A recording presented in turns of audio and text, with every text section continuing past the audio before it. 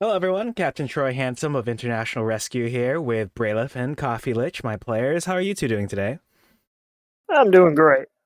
I've apparently just been force recruited into international rescue, so I've got some mixed feelings. Oh, it's okay. That's just you know how people like to add titles to themselves and doesn't mean anything at all whatsoever. It's like that. It's just to pad the resume. Oh, gotcha. I am Coffee Lich, President of the United States of America. Mm-hmm. Yep. Like I said, How are you titles guys mean doing? nothing. I'm doing fine. Thank you for asking. I'm declaring war on Cuba. Well, you heard it first here, folks. United States president has declared war on Cuba. I'm reinstating the draft. Oh Lord, the draft has been reinstated, so get your draft dodging techniques ready. I'm sure there'll be some on TikTok within the hour. Draft dodgers will be put to death. Oh yeah, claim you have like I don't know flat feet or whatever it was. Uh, not that I'm an Flat expert. feet? Yeah, isn't that a thing you can claim? I have no idea what that even means. I know that you could just be a conscientious objector, though they have ways of like Making you talk. they have like criteria for like confirming that and whatnot. Um, I remember hearing something about like I think it was the woman charge, or maybe I'm thinking of something else. I think it was the woman charge, specifically on like during the age of the draft. On the whole, was like claiming status of conscientious objector, but I think that at least individuals were found to be like exempted from that if they made any if like they got interviewed or something and they were asked like is there any context in which you would fight in a war, and at least one dude was like, well, yeah, I'd fight in a war on like behalf of God or something like that, and had his like conscientious objector status stripped from him as a result. Damn. Oh man, Crusaders aren't allowed to be conscious objectors. I don't think you get any right to claim that you're a conscientious objector if you're a fucking crusader. You heard it here first, folks. Crusaders are you're gonna get drafted in this war on Cuba that the president of the United States here has just declared. Woohoo! Woohoo! Welcome in, Reese. Yes, it is D&D time. I'm very excited for this module and next module for reasons that I can't go into because that's spoilers. Welcome back, Reese. Well, thank you for joining us. We're parked out here by the lake, 80 miles from the town of Promise. For Reese's benefit, I'm going to go ahead and paste this video in chat. Dude, you can't post links. You're gonna get auto-modded. Oh no! It's okay. I'm more powerful than the automod here. This is my domain. Auto-mod bans you. Oh no! It's like Why am I getting the chat rules all of a sudden? What is oh, this? that's weird. You've been in here before. I don't know. I have no idea what triggers chat rules showing up at first. Which reminds me, I need to update those chat rules because those chat rules are super old. I mean, obviously, I'm going to keep those rules. You know, be kind, no backseating, no trauma dumping. Because on Twitch, a lot of people will just like coast through streams, and they're like, "Ooh, an attractive VTuber. Let me hop in here and tell them my whole life story and how today sad things happened to me." And they'll bring down the mood, and no one will want to talk. That's why trauma's dumping is in there. Mm-hmm. I was wondering about that. Yeah, that's what it's referring to because like some people use these kind of spaces to avoid trauma or like to forget about the real world, as unhealthy as that sounds on its face. So that's like kind of not the atmosphere. I don't want any Debbie Downers in here. No offense to Debbie or anyone named Debbie. So yeah, that's why that rule is in there. Oh man, I should have had a bot command set. You know what? I'm really tempted to have a bot command set up to randomly, like when there's enough conversation, just post the YouTube link in there for "Parked by Up by the Lake" by Dean Summerwind. Great song. Yeah. Let's see. Yep. Well, would anyone like to recap then? What happened last time on Journeys Through the Radiant Citadel, episode 5? Now that we're in episode 6. We did it, Patrick. We saved the city. Yes, and by city, small commune of 7 farmhouses working together. Yes. We found shit. What was his name? Army man. Oh. Do you mean Uncle Army Man? Army Man? The guy made out of arms. Oh my god. All right. The Soul Shaker. Yeah, but like, wasn't he meant to be like the guy in the song? Or did I misunderstand that? The fuck are you talking about? Actually, what are you talking Jesse, what the fuck are you talking about? about? Guy, you mean the Dean with Summerwind song, Parked Out by the Lake? No, the song that all the NPCs have been singing the entire time we've been here. Oh, what's his name? The guy who drowned. Yeah, him. Cully. Cully. I thought he was supposed to be the arm monster because she said like he was hungry or whatever, and she brought all those limbs. Right. Yeah. Yep. You're I'm right. pretty Actually. sure okay. So we met. Wow, what the fuck was her name? I have this in my notes. Kiana. Thank you. The best recap we've ever done. Keanu Reeves is his long lost sister. Kiana Reeves. What game were we playing? Last time this happened. What the fuck are you talking about? You led with we found The army man. Yeah, I was like, we Like- never met any military people. What are you talking about? Like we didn't fucking talk to an army recruiter, okay? Okay, that was a joke, but like then I started elaborating. You guys were still like, "What the fuck are you talking about?" You said you were talking about like we thought we were a song man at that point. Yeah, actually, I said the guy in the song. Okay, yes. We met Kiana at the beginning of the last episode, who was singing to a giant monster constructed entirely of arms, Mhm. which was, on at least some level, claiming to be her dead friend Cully. I'm pretty sure that the implication was supposed to be that it was not, in fact, Cully, but was like something basically using Cully's like name or voice to influence Kiana. Stole his identity. That's why you don't give out your credit card information. Unless you're in here. This is a safe space, everyone. You can give your credit card information in 3, 2, 1. Post it in chat. Your credit card Oh yeah, information? it's right here. It's 1, 2. Anyway. Hold on, let me open up my Etsy store real quick. 1 sec. Ooh, Etsy. Yes. Some stuff I want to buy. I don't have money. So yeah, we fought the army recruiter, formerly known as Cully. Killed the hell out of it, and then he broke up into 7 individual hands. Killed the hell out of them. Had a fun chat with Kiana. It was made painfully obvious that Kiana was not like a willing participant in the kidnapping and murder that Cully, the giant hand monster, and all of the individual crawling hands were committing. She was essentially like mind controlled, as were a lot of the farmers in the area, including the ones that we fought at the beginning of this module and in the house above, where we found Kiana and Cully as well. So we killed Cully, the arm monster, hand monster. He broke up into a bunch of different smaller hands. We killed the hell out of those guys too. Kiana got a nice long nap, and Squeak made friends with Thing from the Addams family, as well as his 2 identical siblings. And we learned about this place. What the hell is this place called? We learned about this farm at Candle Lace Lake, which was the site of a great tragedy a long time ago. A terrible storm happened there was a terrible storm in the area. A sinkhole opened up close to or right under a farm in the area, essentially sinking the whole thing to this to the bottom of this like now massive sinkhole, which then flooded with stormwater.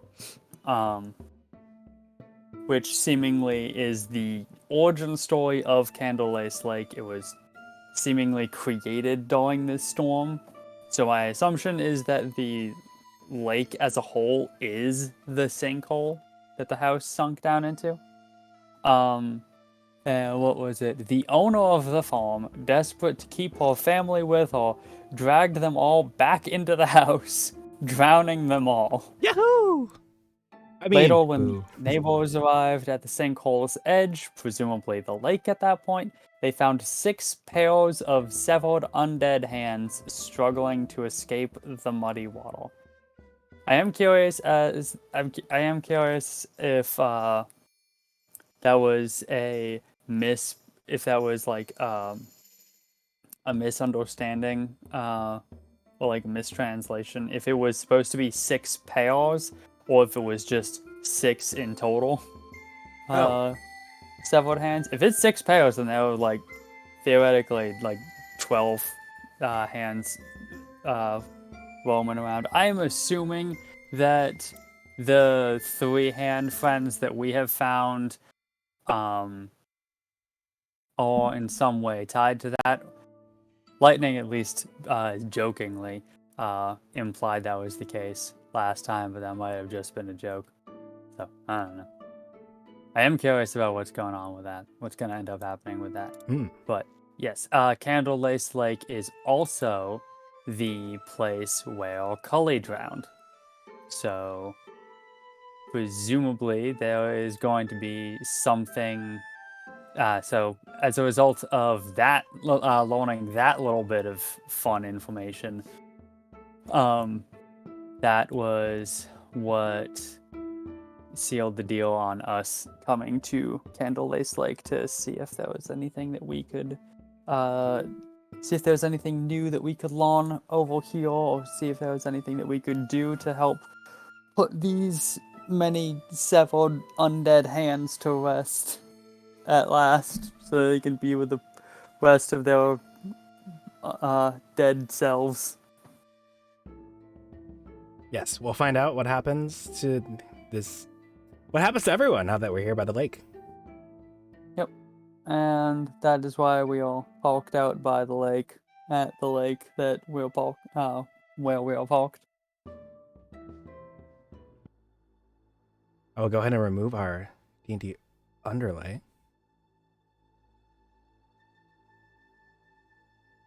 Pay no attention to the screen on the stream that says that multiple messages have been hidden by the DM. That is no cause for worry whatsoever. Incredibly worried. I didn't even notice until you pointed that out.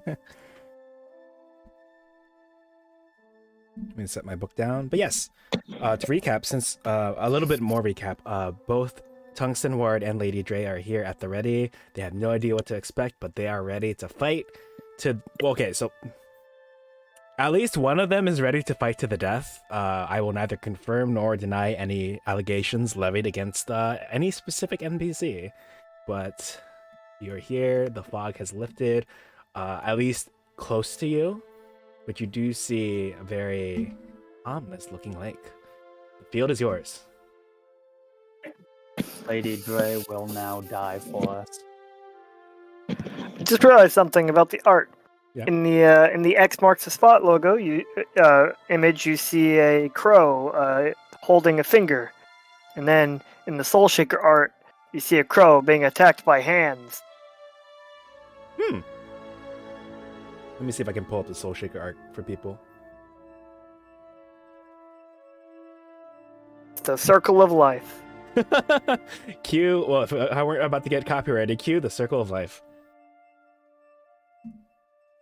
Is it the same crow? Ooh, the lore intensifies.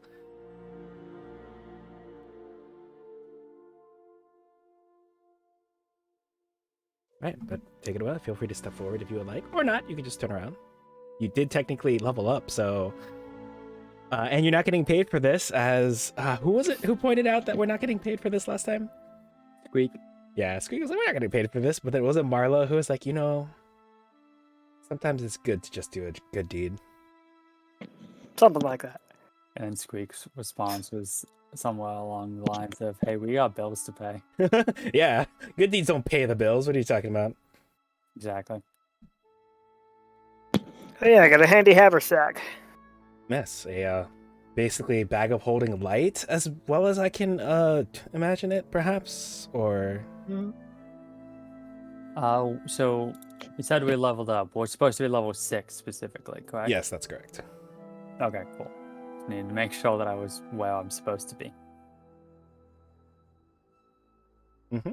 Yeah, basically the next adventure you're supposed to be at level 4, and since there's only 2 of you, everyone knows 4 divided by 2 is 6. Wait a minute. Tune in next week. Oh, okay. Tune in next time for more math facts with lightning.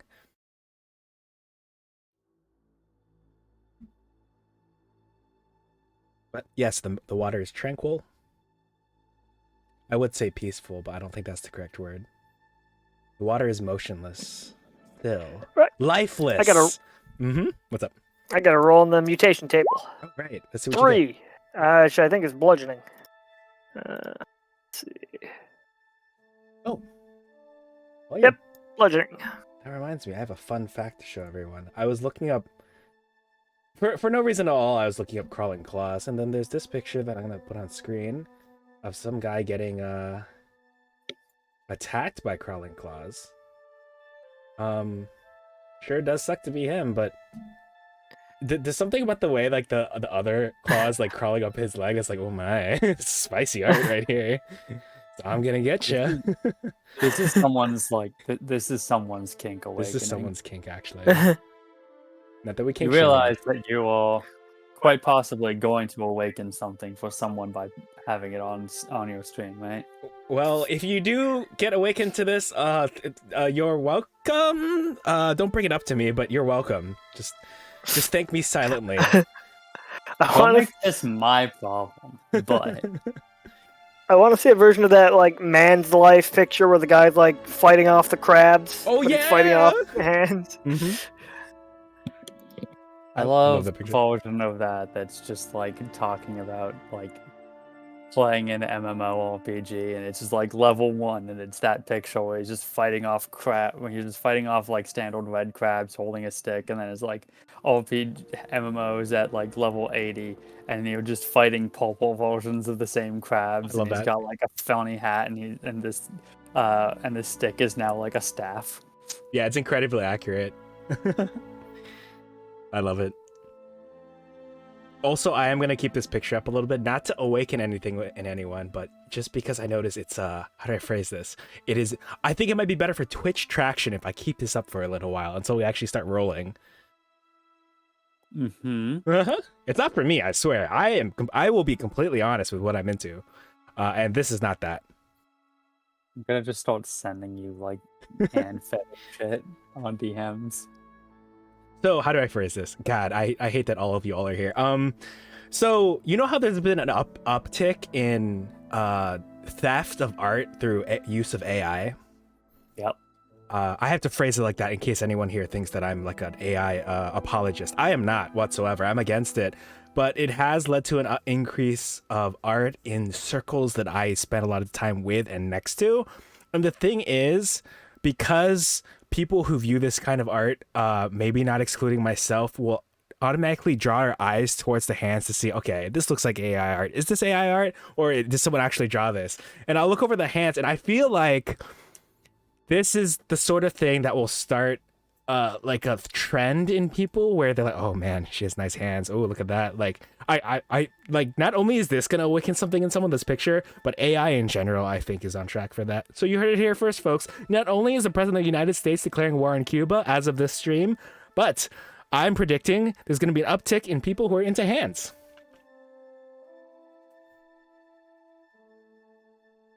Nice. I can see that. All right, time to Okay. change the subject now. So don't talk about this. Nope, I gotta double down on that. I gotta ask you a question. Yes. So, if we do have an uptick in if we do have an uptick in hand fetishists as a direct result of AI art, the question has to be raised: will the fact that AI keeps giving people more than the standard number of fingers be a good thing or a bad thing for people that are into hands? Oh. Is it like the more the better? Hmm. Or does it suddenly, or is the fact that it is inaccurate and looks weird, is that going to be a turn off at that point? I think it might be the latter. I think when people see like a nicely shaped hand, they'll be like, "Oh yeah, that's the stuff," which I felt really gross uttering out just now. Oh, no one clip that, please. Actually, do not clip that. I think you're overcorrecting at this point, Lightning. I'm not defensive. Wow, that was loud. I'm so sorry about that. Oh, I don't know what came over me. Yeah, I just It's think that okay, Lightning. We're all friends here. we are. I don't remember if I brought it up or someone else brought it up. Like I noticed it in my Tumblr feed, and now that's like the take that I'm reiterating. But I do think it's a real thing that, you know, especially in, as they say, these trying times. I feel like if you know the Google Trends page. Oh man, actually, I'm tempted to look up Google Trends like for hands. Just to see if there's an uptick in that, or like nice hands or beautiful hands, pretty hands, that kind of thing. Not that I'm looking it up right now, I swear. I am not looking it up right now because earlier I was watching my friend's stream and she was talking about jock straps, and I opened up a new tab and I was like, jock straps. And then I realized that not only was I in a regular tab, but that it was in my search history. And like I was like, oh man, I should remove this. And now I'm gonna get ads. Now I'm gonna get like all sorts of like search engine optimization towards, oh man, all these ads are now gonna be about undergarments of that nature. I can certainly understand and respect just hearing about an article of men's underwear and just immediately on instinct going to look it up to get images of this. I, as a gay, can certainly understand it. True. Just gonna open another tab over here for research, important research.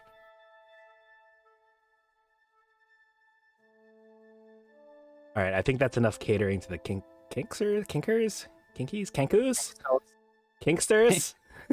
I'm a kinkster. That's enough. That's enough catering to the kinkajous in the audience. Yeah, any fellow any kinkajous, please speak up. Feel free to chime in at this time. Well, guess it's just us. I don't even remember how we got on that. I know you were talking about your hand fetish, and we just kind of got carried away. Oh, right. It's because of this art because I was looking up for no reason whatsoever. I have this art like in one of my tabs, and it's totally not important to anything that's about to happen on this level or anything like that. Nope, that's not the case. That would be wild. That would be absurd. So, who wants to step forward first? Oh. Crawling claws in the crawling claw adventure? No way! That doesn't seem right.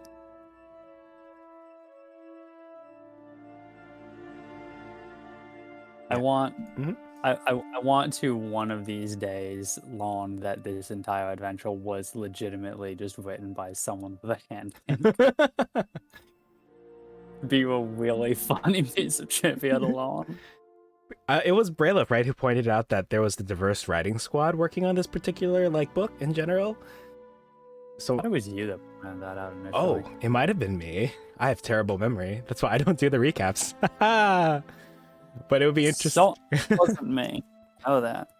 And I do know that someone in our chat did reiterate that sometime during this particular adventure. Okay. Right. Yeah, actually that sounds familiar. I do remember it was one of the other more occasional visitors.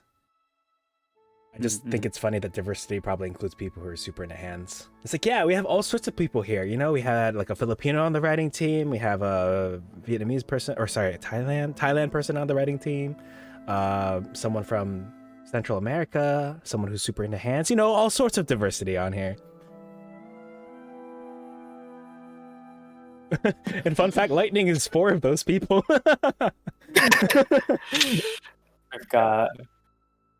We've got black writers, we've got Asian writers, we've got gay writers, trans writers, the armpit guy, we've got No, stop. I completely forgot about that particular branch of. Oh my god. All right. Actually, 5E. What game were we playing again? All right, back to Dungeons and Dragons, and not those kind of either. Both Tungsten Ward and Lady Dre will kind of step forward and do an idle animation and look out cautiously over the water. T-posing ominously. Lady Dre will say, "Why are we here again? I know. Tungsten here has forgotten, and I figured we could refresh their memory." Tungsten makes a face over at Lady Dre.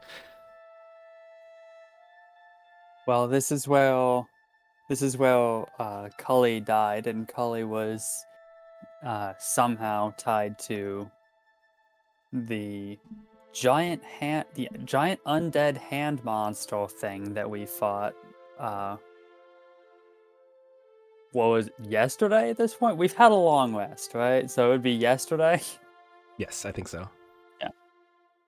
Cully was somehow tied to the giant undead hand monster that we fought yesterday, and this was the place that he died.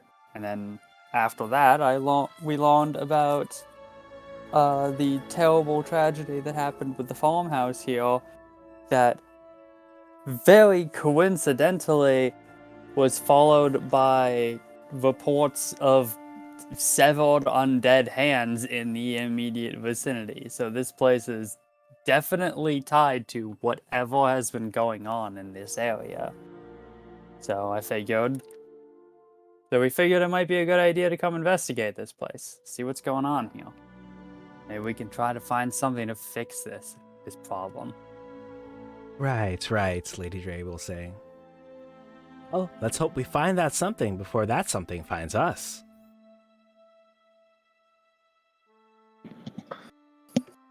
Well, let's start swimming. Oh, Lord. Actually, do you have a different swim speed as a... Nope. Okay. I give myself water walk, though. I have a lobster claw, and that's about the only aquatic aspect of my character. That's good to know. Lobsters known for their power swimming. I just didn't know if there were any strange like gills or fins on places that I wasn't aware of that I don't want to be aware of, just for the record. You know what? I think I alluded to this early on and then completely forgot about it myself, but as he prepares to enter the water, Marlo will like take off his shoes, and his right leg is actually a tentacle. Oh, interesting. I did not know that. That is also not where I thought that was going. When you said, I take off, I was like, oh no. Oh no. What is he taking off? Okay. His right dick is actually a tentacle. Oh no. There's a lot to unpack. There's a lot to unpack there. There's a lot I don't want to unpack there. And so I will just say I am not certified to be a psychologist or a psychiatrist. So I'm just gonna pretend that I did not hear that. We don't have time to unpack all of that, so I'm just going to repress the last 2 minutes.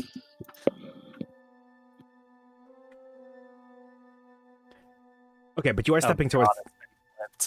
it was like keeping money in discrete locations clip. I was just like, this seems highly relevant right now for reasons I am not going to go into. But yes, you are stepping towards the water, was it?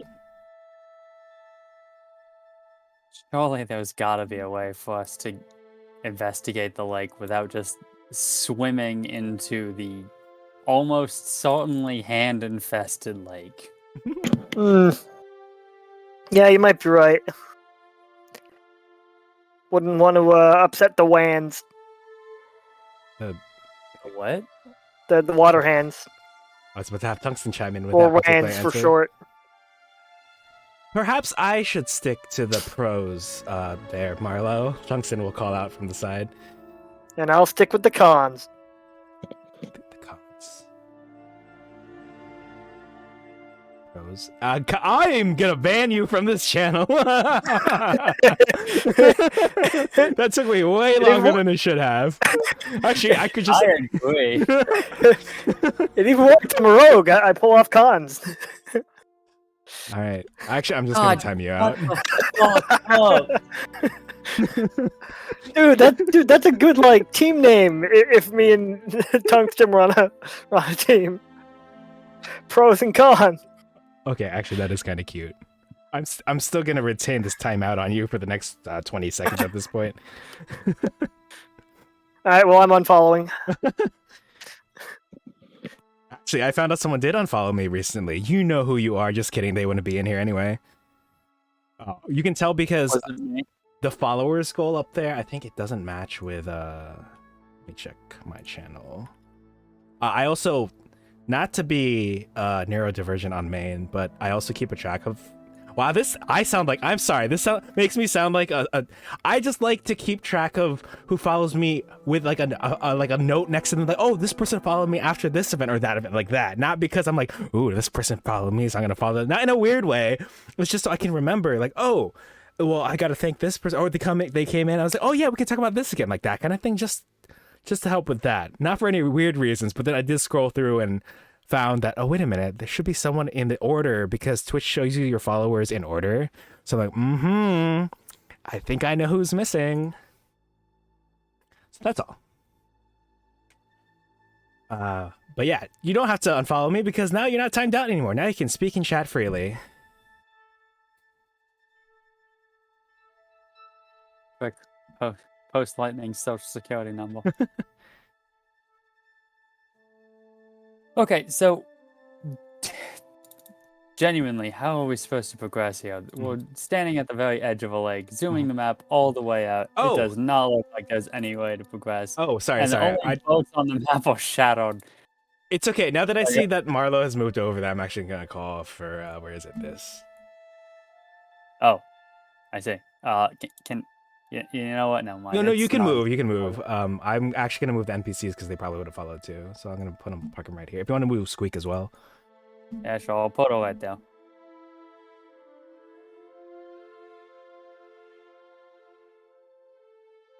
All right. I'm gonna get the music ready. I'm gonna No, sorry. I'm gonna swap music before I change to the. Not that there's gonna be a battle or anything like that. Let me just switch to. I have some ambiance music that I want to play first. Not that there was gonna be a battle. He says as though we didn't just roll fucking initiative. Yeah, the initiative is just for friendship bracelets that we're gonna craft together.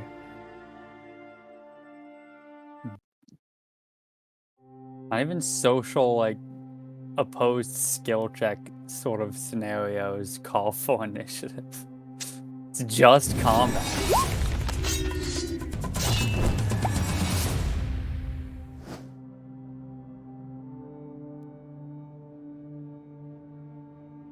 Okay, Marlo, you step out and you peer over the water. Actually, can I get from both any active players who would like, can you give me an active perception check?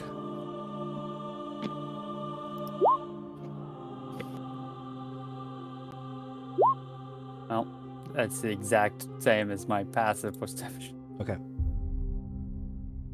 You both notice that the water, with the faintest, thinnest layer of fog on it, appears to have some movement that is inching closer towards, particularly Marlo. Ripples are forming on the water and they're getting larger and larger. I will take the dodge action, but I will hold my ground. Sure, I'll give you all a free round, yeah. So you can take the dodge action, and then if Suchi and Squeak want to do anything, feel free to do so.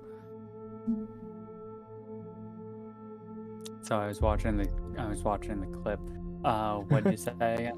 You can feel free to have a free round before I have things happen of an unruly nature. Okay.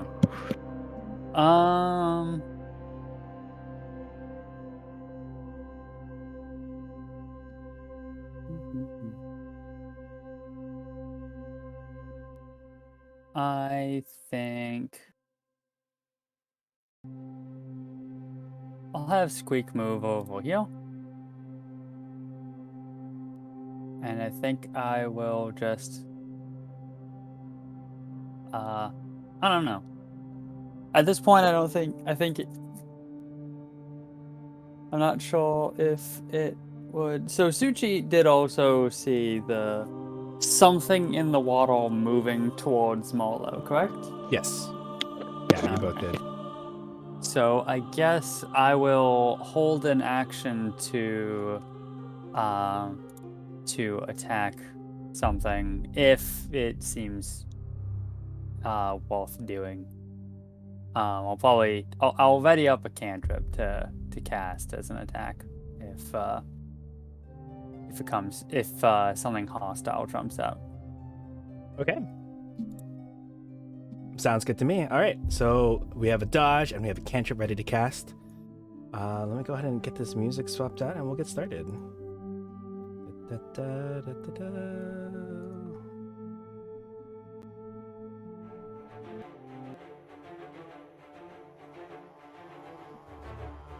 All right, Marlo, you see two engorged bluish hands emerge from the water.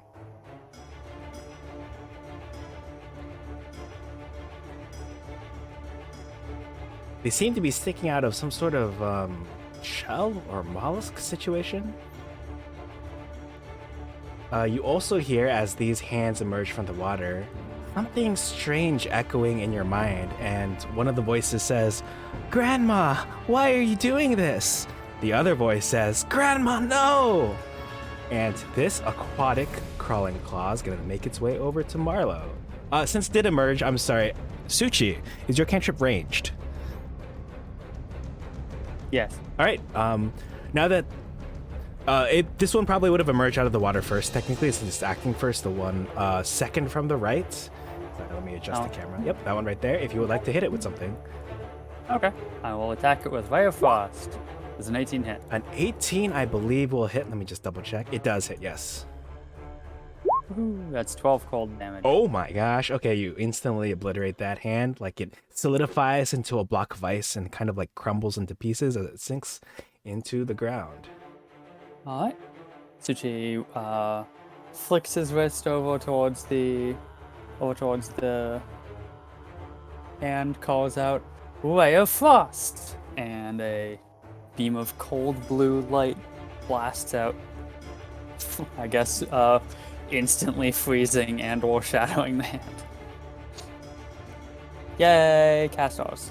Yay, casters. Something I felt on Wednesday, that's for sure.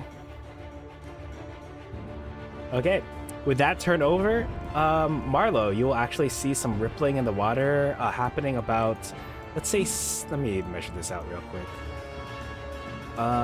50 feet to your northwest. That's a bit far for me to attack, so, let's see. Oh, right. You also see some movement occurring 30 feet to your northeast. I will point these out to the party. I should invest in more daggers. You can have one of the, 3 spare dagger attacks that I just deleted from my list. I don't know why so many of my attacks got duplicated. A lot of my attacks got duplicated on Wednesday, too, for some weird reason. I had to, delete a longbow, a few longsword attacks, a few spells. It was weird. Yeah, I had to start deleting the weird duplicates last time. I just finished. I've been doing it for a week straight. Alright. I think Marlo will hold an action to strike the next enemy that comes within range with his sword.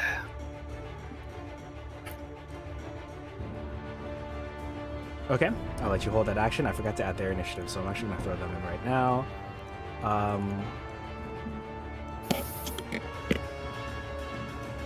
Alright, so you're holding your action? Mm-hmm. Okay, I'll actually have Lady Dre and Tungsten take their turns at the same time.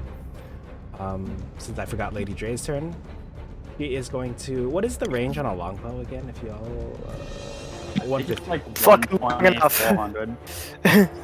It's like 150 with 600, apparently. So Oh. she will aim at the other hand there, right over here. And she will levy a longbow strike. 22 to hit will instantly drop that hand as well. She pierces straight through. It crumbles also as it falls into the water. There's a lot of undead hands in the area. Tungsten Ward will hold an action. I'll go ahead and place. What's a good held action? I'll just use this now. Next up is that claw that died. Next up is the claw that is closest to Marlo. Marlo, what action were you holding to strike something when it got it within range? Yep. Okay. Let's see. Hiya! Ah, Is it the 14? it is not at advantage. Oh, okay. So it's just a 9, which will miss.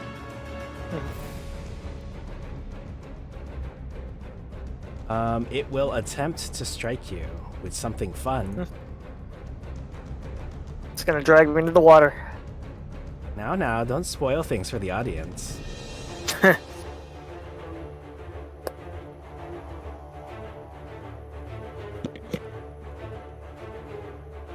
It misses with a 7. Aha! Suchi, you're up. And Suchi, as at the same time as you come up for your turn, you'll see another set of hands emerge. Right about now. Let me go ahead and bring those out for you all.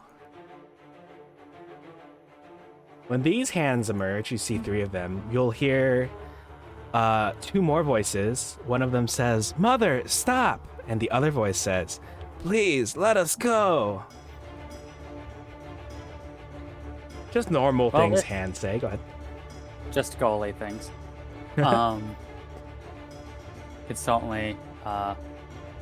Can certainly understand and yeah. So this is clearly lining up with the story that we heard, so that's pretty good at least. Okay.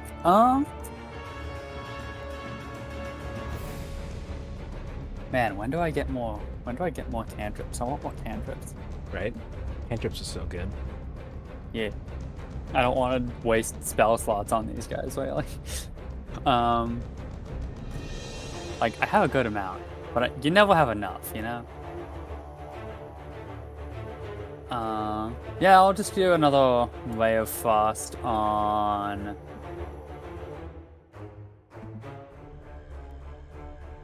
Yeah, thought so. I'll do a Ray of Frost on this guy back here. Okay. Its range is 60 feet, so... Does a 13 hit? A 13 will hit, yes. Yay. That's not what I thought it was going to be. 12 cold damage again. And it was the rightmost one, correct?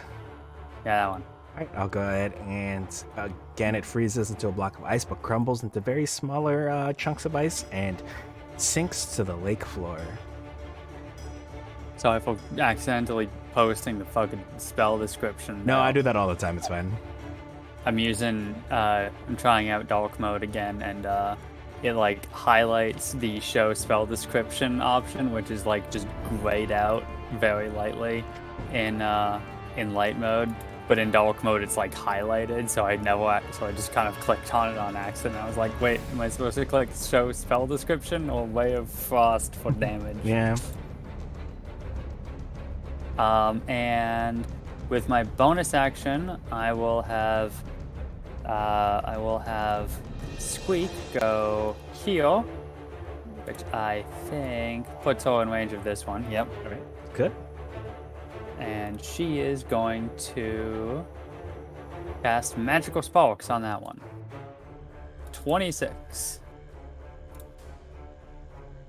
I'm assuming a 26 hits. 26 does hit, yes.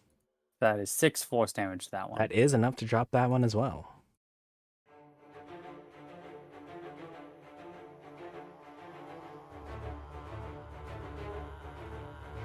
All right, anything else from you two? No, that's going to be it. All right, let me check their speed. Oh my gosh, they're slow as heck.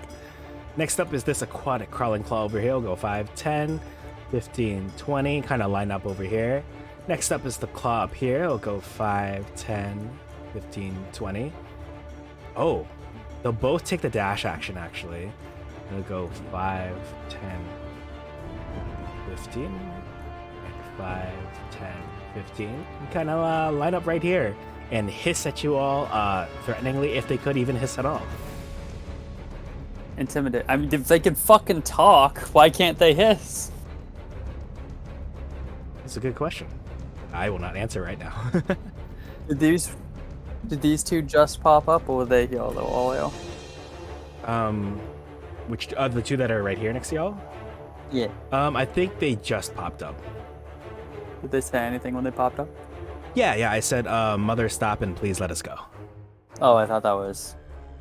Okay. Yeah, there were Okay. basically 2 sets of hands showed up first, and then 3 more hands showed up, which is 1.5 sets, let's say. Gotcha. All right, Lady Dre will say, "Oh no," and she will shoot a longbow arrow at the one that is directly below Marlowe. The 10 does not hit. All right, we are at lair action initiative.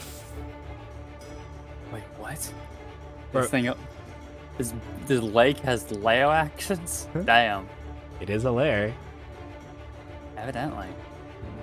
You see emerging from the water another amalgamation of many arms and hands, actually. But it has next to it some strange looking hands, actually.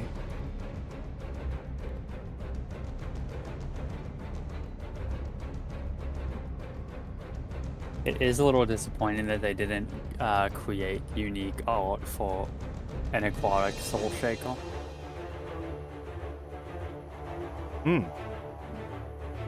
That'd be fun. It would be fun. Just like take this into paint.net and make it bluish or something. Like that fucking shambling mound I color changed into like being like red, blue, and purple instead of like yellow, green. Turn it into a flesh mound. Remember that? Yeah, Remember the flesh mound? I do, for many reasons. It took so much longer to edit the colors than it did for you guys to fight it.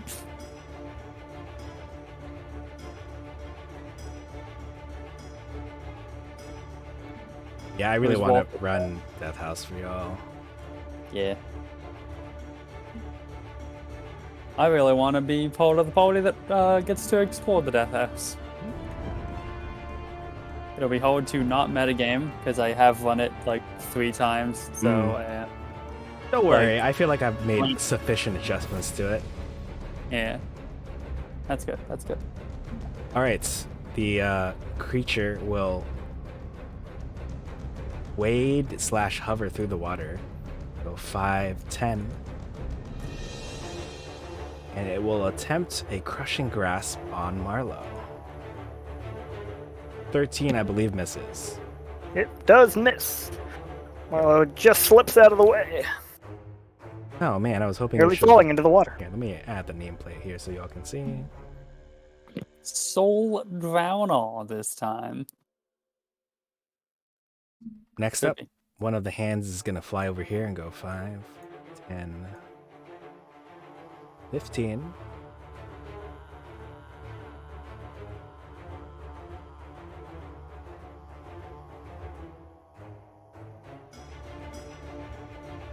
I Hey, can't. Stockholm, welcome back. Hey, Stockholm, welcome in. Man, I can't. Sorry, I'm trying to rotate this token, but when I click on the token, the status like applier shows up over the portion where I would be rotating the token again, so I can't rotate it towards Marlowe. It is going to try to choke Marlowe with a 22 to hit. That'll hit.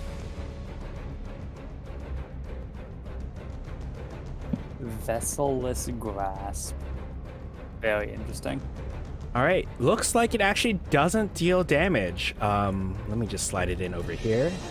That's good. Yeah, that's great. I don't like doing that. All right, you are now grappled. The escape DC will be 13. Until this grapple ends, the target cannot speak or breathe, is at risk of suffocating, and the Vesselless Grasp cannot choke another target. In addition, at the start of each of the target's turns, the target will take some damage. Mm-hmm. Oh, hey, it's the start of your turn. I'm gonna do some damage. Uh-huh. You'll take this much necrotic damage. Sweet. Jesus. I can't reduce that. Oh, because it's necrotic? Because it's not an attack roll. Oh, okay.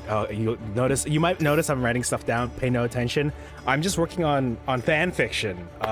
That's all I'm working on over here. Mm-hmm. Okay. Marlowe will use a bonus action to steady his aim, and will then attempt to free himself from this hand. Oh, are you giving yourself advantage with the steady aim situation? I am. That's cool. 21 is enough, so I will go ahead and poop it back over this way. Oh, and is that the damage dealing it to it too? Wait, what are you attacking? This is an attack roll. This is my sword. Oh.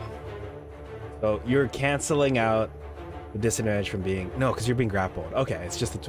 Okay, well that actually obliterates it. Like, you see this wispy soul kind of like lunge for your throat, and as it has you in its grasp, it's actually... When you strike at it with... Can you describe your weapon again? It's basically a wooden training sword. All right, you strike it with a wooden training sword, you see the hand dissipate, and you'll actually hear a voice in your head go, "No! No!" And I will go ahead and remove it from initiative. Yeah. Marlowe bonks himself in the head as he slashes through the hand, but he does free himself. But that is the end of his turn. All right. So. Tungsten Ward is up. Before the end of their turn, they'll actually go through... Oh my gosh, that's the wrong thing. We'll just hide this. Nothing. We all know what spellcasting I is. saw that. I didn't see that. It was just spellcasting in general.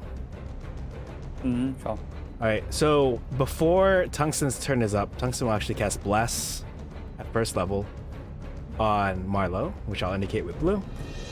On Suchi, is Squeak capable of being targeted with Bless, or is Squeak not count as a creature? He's a creature. Oh, She's a magic construct, but I think she technically counts. okay. I'll put those three on. I'll go ahead and put the concentration indicator on Tungsten.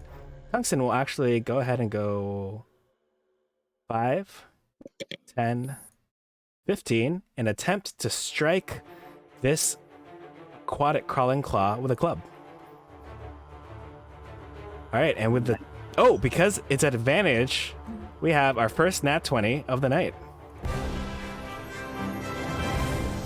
Fantastic. Damage. 3 whole damage from Tungsten Ward. Doing God's walk, Tungsten. That might actually be the worst crit I've ever seen. Very impressive. It actually manages to beat out Lightning's 4 Right? damage. From Wednesday. I guess. Oh, right, though, that crit did actually deal half damage, so that one did end up being 2 damage. Fair enough. I guess technically I have seen an Awakened Shrub crit, which would just deal 1 damage, because they don't have a damage die, it's just 1 damage. Nice.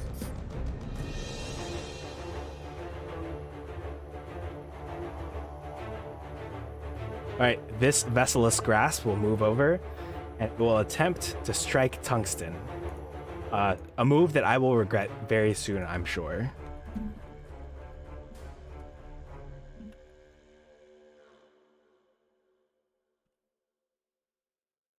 Ooh, a 19 to hit. That is not good.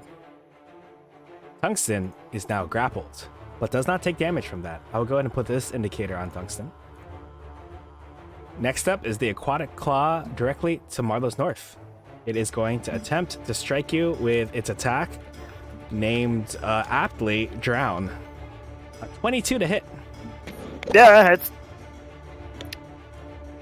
Alright, you are grappled. Your escape DC is 11. Mm-hmm. And it kind of like pulls you down and is trying to waterboard you. or drown you. Mhm. Actually, they're kind of different. I don't want to go into the logistics of that, but I'm gonna go ahead and put this indicator on you. Okay. Oh. Yep. Next up is one more claw, and then I'll have Sushi and actually, sorry, Sushi. Do you want to go here? Would you? I'll let you go before the claw, unless you would prefer to go after. But the next claw to act is the one that's at half health down there. Gotcha. All right. I think I am going to.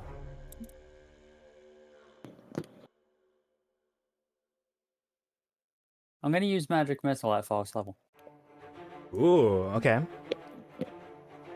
So I am going to. Are you cool if I just declare the targets of each dart as I roll them? Yeah, that's absolutely fine.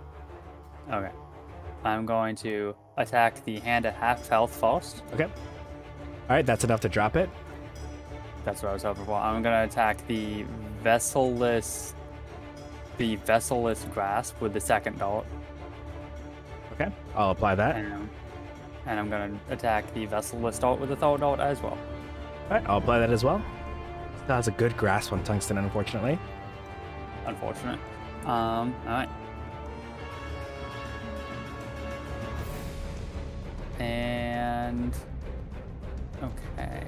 And as for Squeak, with my bonus action, Squeak is going to attack this hand right in front of Suchi. Okay. With magical sparks 22 will hit. for Oh, minimum damage. that is so unfortunate. Oh man. Okay. Let's just make it a house rule that bless applies to damage rolls too. Hmm.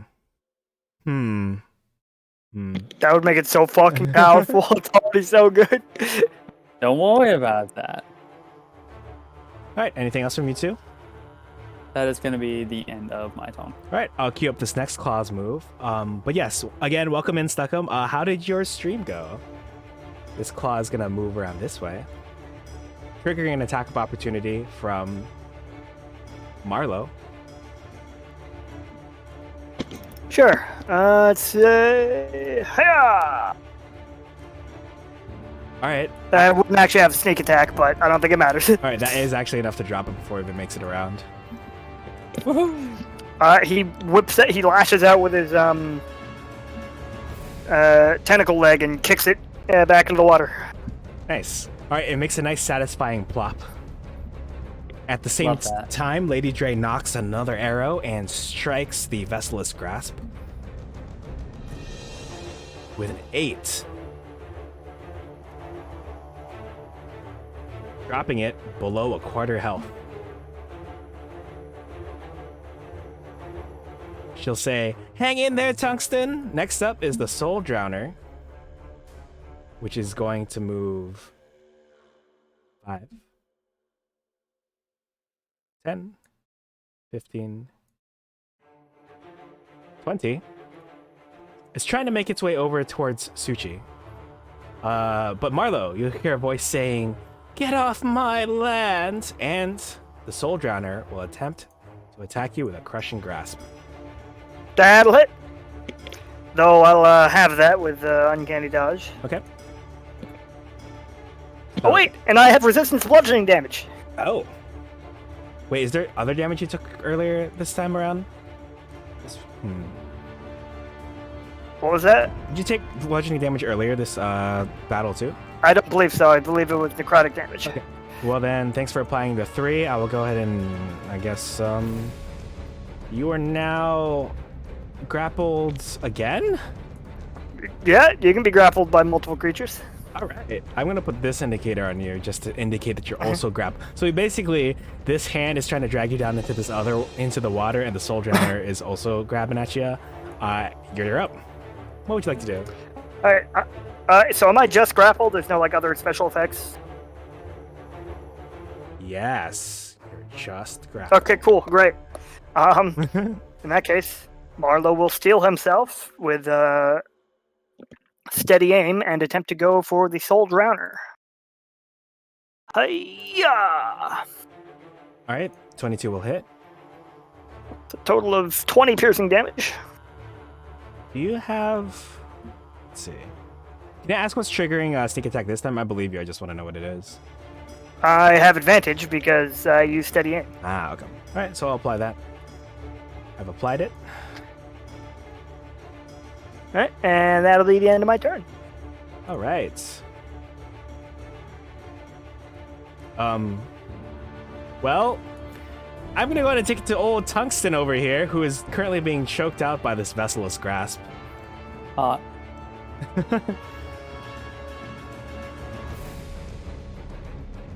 Oh, oh, oh, oh, oh, oh my God. Well, those at home, you may not know what this symbol means, but I'm gonna go ahead and put this symbol on our good friend Tungsten Ward over here. Tungsten will just get instantly killed. Oh no, Tungsten Ward is at 1 health. Ah, okay. Tungsten One Ward health's has- all you need, baby. I will also have Tungsten make a Constitution saving throw to maintain concentration on y'all's bless. Welp. Amazing. Bless goes down, so I'll go ahead and remove this lock indicator. I will over time remove the bless indicators from you all. But Tungsten is going to try to get out of the sticky situation that they're in. Let me look up this save DC again. It is a 13. Let's see if Tungsten can break out with a bit of, let's say, acrobatics. All right, that is enough. I'll go ahead and remove this indicator.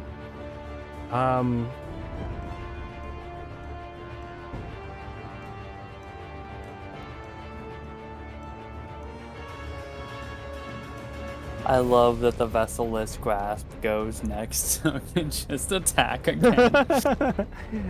Uh-huh. Tungsten Ward is actually gonna move out of danger, potentially triggering an attack of opportunity from the Vesselist Grasp, which it does not take, in favor of Marlowe over here, who looks quite delicious to it. Tungsten will kind of duck behind you two here, and the Vesselist Grasp is up. Actually, by Marlowe, I meant Tsuchi, so it's gonna move over, let me move this in front. It's gonna move here, Bad. and it will attempt to strike Tsuchi with a choke, and not the good kind.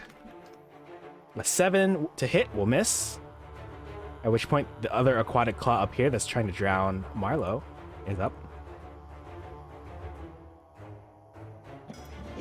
Mm-hmm. It will, let's see. Can you roll me a contested, your choice of athletics or acrobatics as it tries to drag you down? Oh, fucking sick. Welp.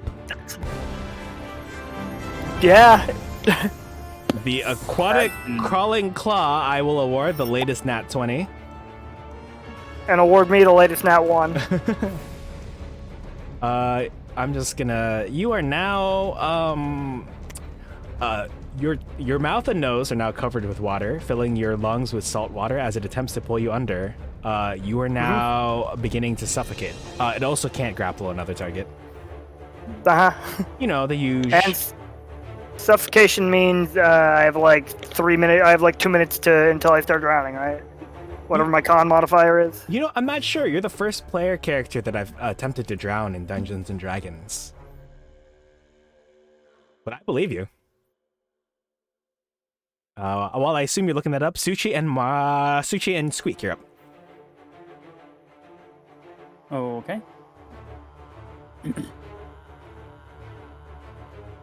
Tsuchi is going to quickly taunt back to Squeak and say, Squeak, I need to focus on something. Focus on defense and protect Tungsten, okay? And then he is going to spin his wand around, facing the palm of his hand, and create a little ball of fire and flick it out Ooh. to cast Flaming Sphere, Ooh. which I am going to centaur heal.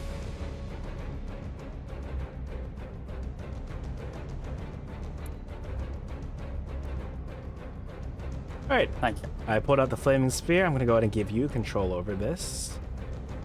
Woohoo. Okay. And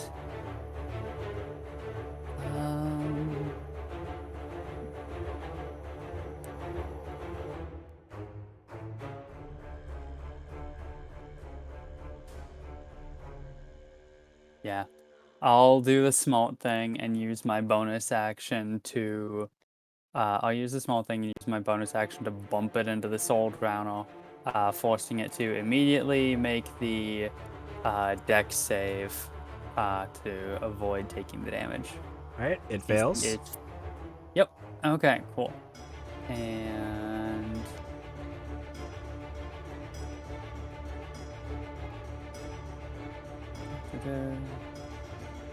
yep, that is the wrong thing. Can I make it do this? Yes, I can. Cool. Wow. Okay. So it takes 7 fire damage. All right. I've applied it. Okay. And Squeak is going to move here and take the dodge action. I'm going to represent with this little thing. Also, want me to get rid of the blast thing on my character? Oh yeah. Thanks for reminding me. I'll go and remove that from Rayleif's character. All right. With that dodge action successfully queued up, anything else you want to do?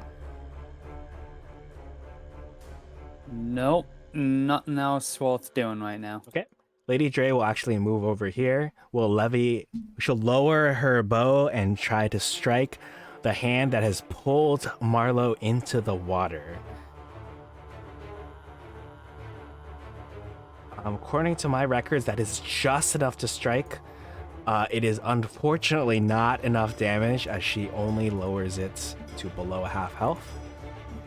I also forgot that she actually has multi-attack, so she's going to do that again. Nice. And that's enough to completely kill it off. Rendering Marlowe no longer, let's say, grappled by that first entity, but you are still grappled by the Soul Drowner. But at least you're not drowning anymore. Yeah. Both of his mouths are choking and spitting out water. Yeah, very impressive that it's able to drown you at your nose and 2 mouths simultaneously. I mean, I assume it's strangling my throat, which would, cover all bases. Let me just hold my hand to my throat and just see if I... Huh. Sorry, I had to demonstrate for myself real quick to kind of envision the situation you put forth. Uh-huh. Also, if you're pulled underwater, I mean, yeah. Might be it's pulling you by the horn, I don't know. That's the thing. I don't think that was the necessary implication. Like, if it was pulling you down to the water, I would imagine that it would also be, like, knocking you prone, technically. What's the stat block say? For the, let's see. Technically, the only conditions it actually applies are, it looks like just restrained, actually. And also the target does not have a... I'll paste the block to you since you're... Oh, actually, all the claws are gone, yeah? Here, let me send this in.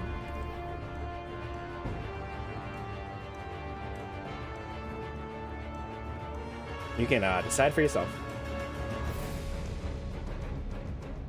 While you're deciding, I'm going to go ahead and move the Soul Drowner into position right here. Where it is temporarily... hold on, let's see.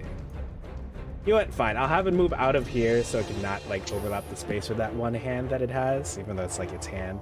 It's tricky to say. And Marlo, if you want to take attack of opportunity on the Soul Drowner, you may do so.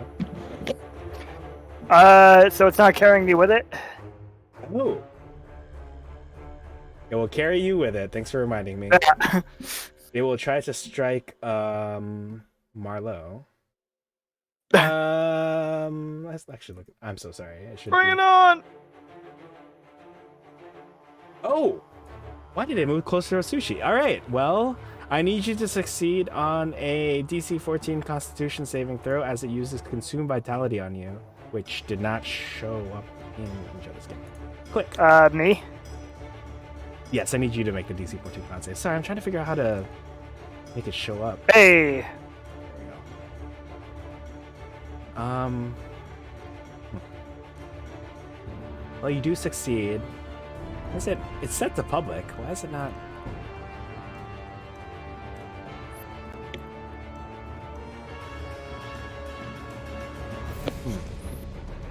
All right. You know what? I'm just gonna paste this description.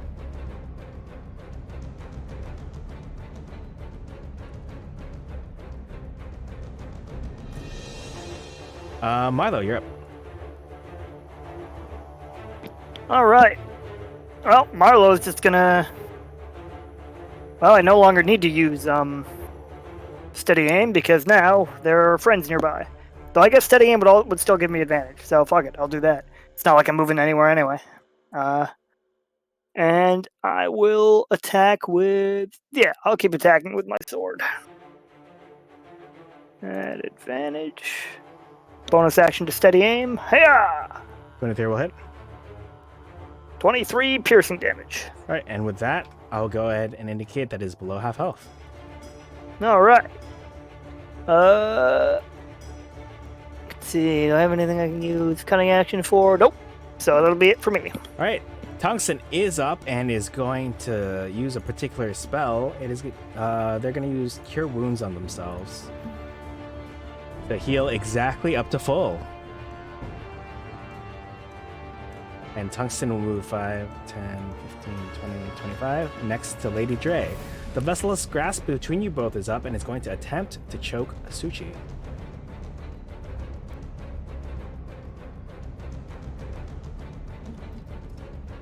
A 22 to hit. Well, shield won't fix that, so fair enough, I guess. All right, so you are now grappled. The escape DC will be 13. At the start of your turn, you'll take some damage, and you cannot speak or breathe right now. Important for your spell components. Next up is, well, you. Lovely. Oh, at which point I will go ahead and apply some necrotic damage to you. You are taking 11 necrotic damage. Well, shit. Okay, well, I guess I'll make a con save to maintain concentration. Oh, I'm sorry. What were you concentrating on? I completely. Oh, the flaming sphere. Yeah. Let me go ahead and put the lock on you. Well, I think that's the con save for that, right? Oh, whatever you were making it for, yeah. Yeah, okay. So I made the con save for concentration. Do I need to make a con save for something else? Right. You do not. Okay. Ominous. I like it.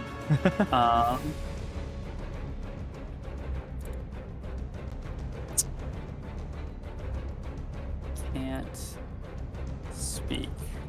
Okay. Well,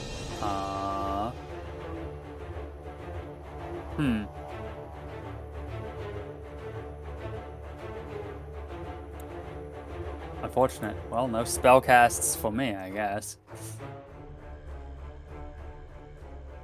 Cool. Well, fair enough. I'll use my bonus action because it doesn't say that this uses any component or whatnot. Mm-hmm. I'm gonna use my bonus action with the flaming sphere here and ram it into the soul drowner, forcing it to make the save. All right. It makes the dex save. It fails the dex save. Good. It takes 6 fire damage this time. All right. I've applied it. Yay. So I'm restrained by the hand right now? I think you're just grappled. Let me double check the description. Oh, sorry, the choker hand. You are only grappled. The escape DC is 13. You can't speak or breathe. You're at risk of suffocating, and I can't choke another target. Very well. Well, that was my bonus action. I'm gonna use my action to try to stab it with my dagger. Yeah. I missed. I'm assuming that a 7 or 7 misses. That is all I can do. Squeak is still just able to take the dodge action because I can't use my bonus action to tell her to do anything right now. So that's unfortunate. I was really hoping this stupid hand would be dead by now. Well, that's going to be the end of my turn then. Okay. I will have Lady Dre do something in just a moment.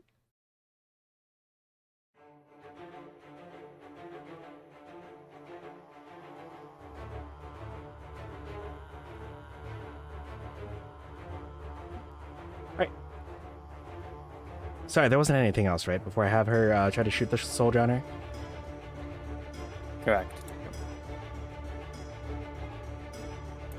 All right, she hits with a 15 and a 23. I believe she hits with a 15. Let me double check. Yep. Deal a total of 17 damage, dropping it into dangerously close range of death. You'll hear a voice sound out saying, "How dare you do this to me?" Next up is the Soul Drowner, which is attempting to suck some life out of Marlo. I need you to succeed on a DC 14 Constitution saving. And that you do. Marlo, take us home. One final steady attack.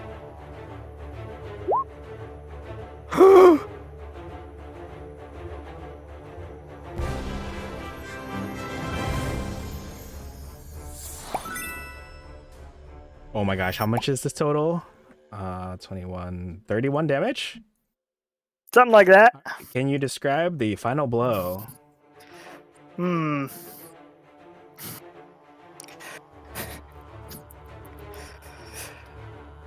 will Marlo will say, "Fair is only fair, right? You grapple me, I grapple you." It's gonna grab one of the arms with his claw and just kind of drag it, jump into the water. Oh. And then there's just more thrashing, and arms and blood just float to the surface. Oh lord. Oh my. And after a while, Marlo's claw surfaces on the dock, and he climbs out, and he climbs up. I have a real knack for these things.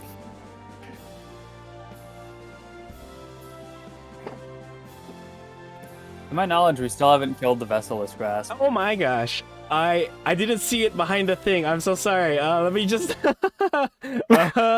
oh my gosh. Why? I have a real knack for these things. As Suchi's being strangled.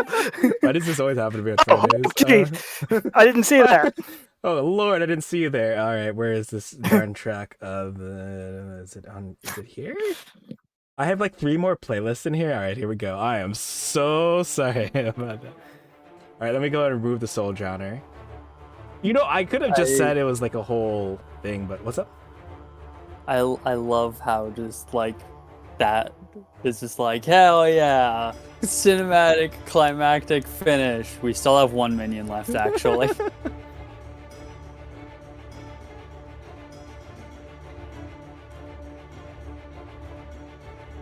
Okay, then anything else from Marlo before I take it over to Tungsten? He will take the disengage action as a bonus action, but stay right here so that he can flank with Suchi. Incredible. Tungsten will hold an action right here next to Suchi. The Vesselist Grasp is up. And let me see if it can do anything else. That it's can't choke another target. Huh. Okay. Huh. I really appreciate Tungsten Ward right next to a choking, dying Suchi, choosing to hold their action just in case something happens. So I'm gonna guess Tungsten's a pacifist. Tungsten didn't have enough. Well, actually, I do like to answer. Tungsten has already like crushed one of the hands with a stick. That's right. I got that like terrible crit. Right. Tungsten didn't have enough speed to make it over north of Squeak, based on how I was gonna treat the water for them right there.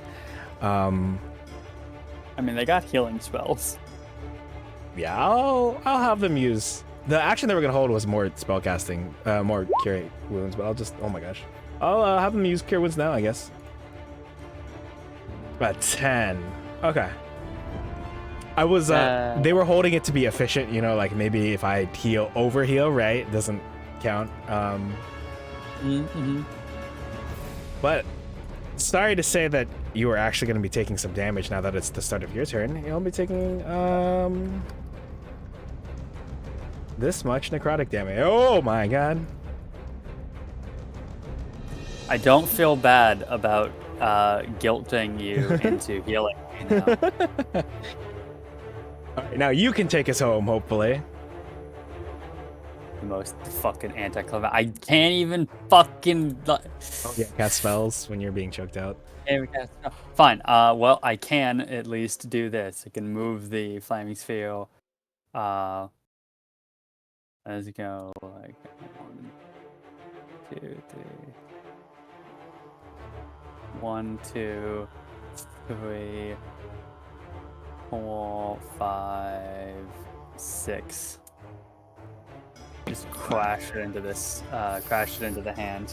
So it's got to make this. So it's got to make the deck save. Crash it into the hand that's on your face. So I did make the save, unfortunately. It rolled a 20. But let's see the damage. Oh my gosh, it has exactly 4 health. Take it away. I don't think there's all that much in the way of description here, but fine. Suchi, struggling for breath, points his wand over at the flaming sphere and quickly directs it in a sweeping motion around Molo and just barely crashes it into the hand. The flaming sphere just barely passing in front of his face and just barely continuing past as it incinerates the hand and then fading out as he drops concentration so as to not kill himself. True. All right, thank you. I mean, Flaming Sphere makes for a good finisher in my opinion. So, beep beep, drive by. Okay, that is everyone visible. Oh my gosh, I forgot to have the hands do things. They were gonna do things like well, we're gonna do things in particular, but before. Yeah, I saw those and I was like, huh, I wonder if Quinn forgot about them. I was like, oh no, it was lightning. Well, cutscene things okay. will happen very shortly.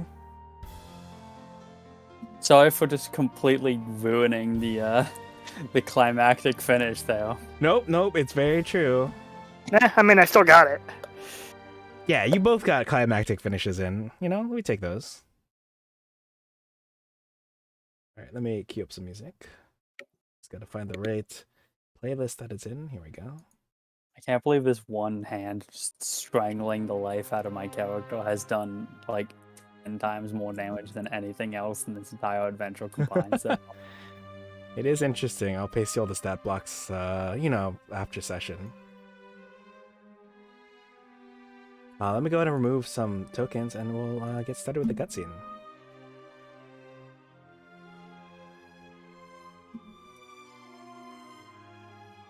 So above where you have defeated each and every claw, you'll actually see a wispy spirit appear. The first set of claws, you'll see 2 kids appear. Well, not actual kids, just the ghosts of kids, said kids. The second set of claws, you'll see what looks to be like a mother and a father. 1, 2. It's actually where, at this point, where these claws will kind of like crawl along the pier. They're making their way to the water, but before they do, they kind of want to take one last look at Suchi and Squeak. And they'll turn to you both. And what, at least, let's say 1, 2. They will all kind of like nuzzle themselves against your legs. And then 2 of the hands will kind of make. 2 of the hands will actually clasp together and make like a praying symbol with their hands. And then they will go out over the water.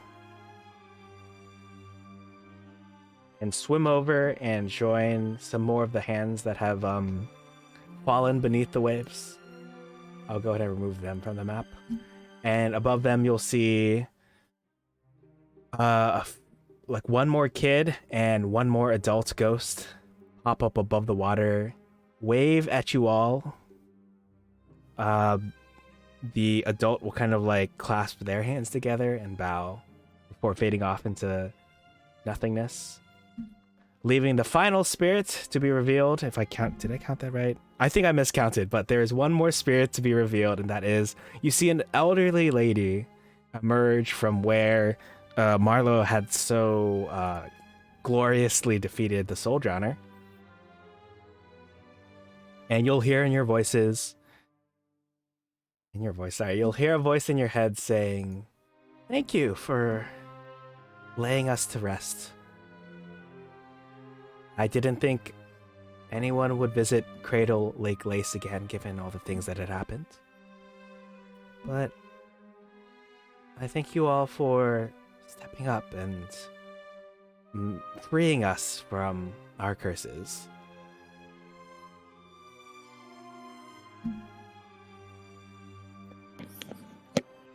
Marlo will just nod silently. Okay, silent nod from you. And is there anything Sushi or Squeak would like to ask her before she disappears?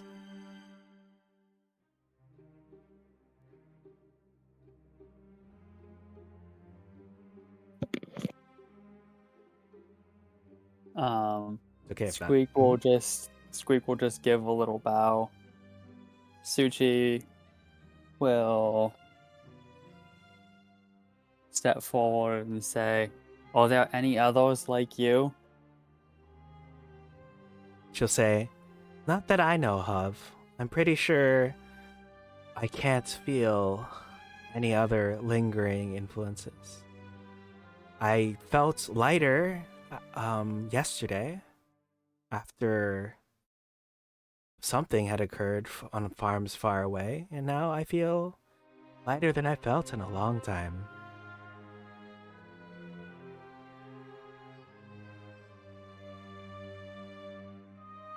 Is there something about this lake that kept you here, or was it just lingering regrets?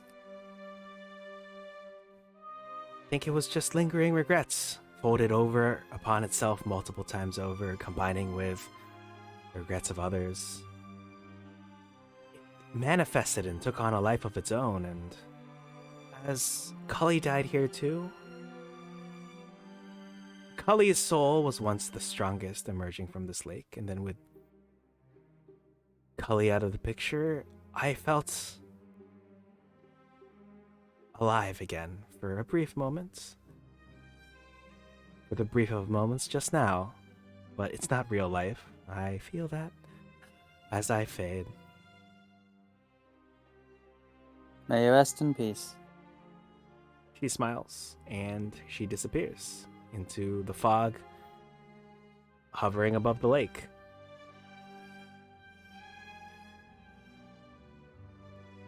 Lady Dre will move up towards Tungsten and pat them on the back and make sure they're okay. Lady Dre will tip her hat towards you all and say, "Whew, well, good job out there, everyone. I think we did it. I think the land is safe now." Let me go ahead and resume some music.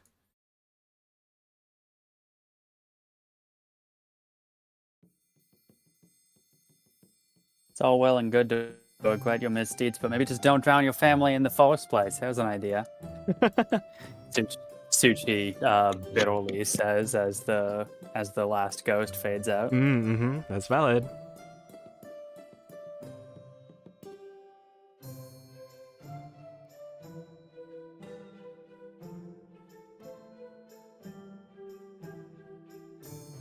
Tungsten is back on their feet and will actually say, "Well, some of you all look pretty beat up. How about this? I'll heal you all on the way back to the town of Promise, yes?" Sounds good to me. Jinx. Jinx. I heard it from Coffee Lich first, so looks like I was just, the lag, the delay. yeah, the delay. No, I definitely said it first. Fuck you. lag delay. We're 10 feet apart. It's like, oh man, we must be using different internet or something. It's the strangest thing. Well, sound travels slower through water, so because we're at the Huh?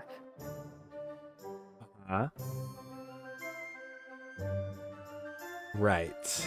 Yeah, that's right. You better run.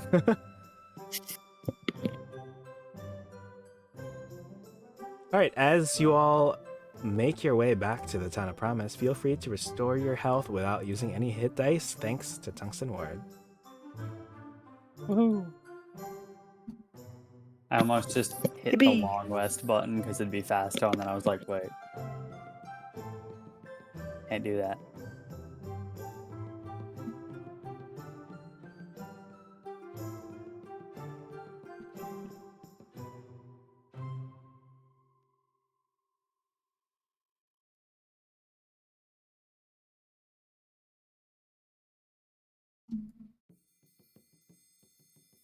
Man, this map is taking a while to load on my other screen. Hmm. Oh, there we go. It was at such poor quality for so long.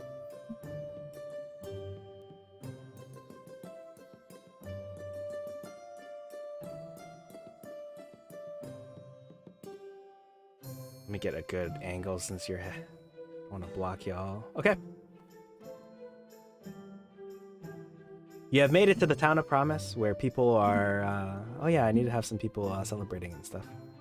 There is a lighter feel in the air. And the villagers are... they welcome you back. You see Lady Dre, as she came with you. Yep. You see Kiana. You see Kusa Sungun. You see Aunt Deli. Oh my gosh, I forgot. Tungsten had something to say to you all on the way back. Sorry, let me... Nighty-night, Reese. Take your Nighty lines. night. Nighty night. Thanks for stopping by. Actually, I think Tungsten will do it here. All right. You all have made it back to the Town of Promise. Aunt Deli will ask you all. Let's see. With Kiana in tow, she'll walk up to you all and she'll say, "How did it go? What happened?"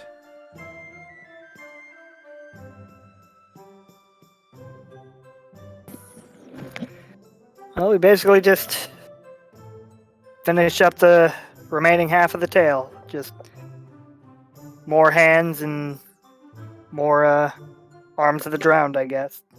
But we took care of them. Put the family to rest. Hopefully that lake should be safer now. Aunt Deli will say, good to hear. We do need...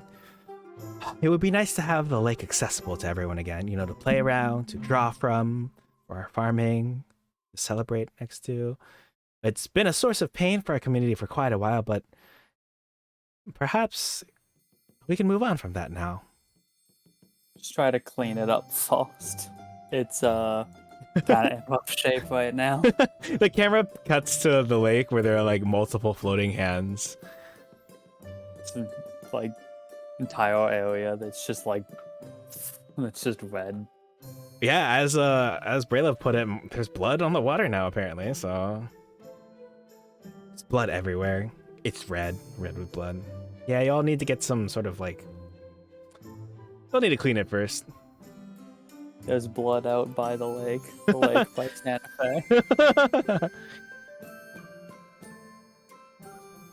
So Tungsten will kind of stroll up and announce, well, with that chapter of the journey finished, I have a surprise for you all.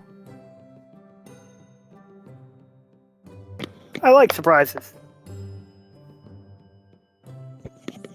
Tungsten Yeah, will... me- Sorry. Yeah, me too. Tungsten will turn to Lady Dre and say, if you would. Lady Dre will chuckle and she will pull out an instrument, a little acoustic instrument, and she'll begin strumming. At which point, Tungsten will recount a particular tale, just a few verses. This is the tale of Marlowe the Lucky, slaying the hands from down in the muck, see? With eyes most perceptive and grins most disarming, Rattle returns to a life full of farming. Next, we'll hear of Succhini the Stupendous, whose tricks were too much for a being horrendous. With a flick of a wrist, the dead laid to rest, with flourish and fervor, surpassing the best. Let's not forget about Squeakers the Mighty, with wisdom galore and spells for the flighty. Filled with a spark of life, with sparks to end. Fear well, evil foes, lest your life she rend. Alright, and with that, Tungsten Ward has added a few more verses to the Song of Awakening that the Town of Promise will be singing every year. That was awesome. Woo! I can now officially declare your journey complete. You have now completed, what is this module called? Written in Blood. Yeesh.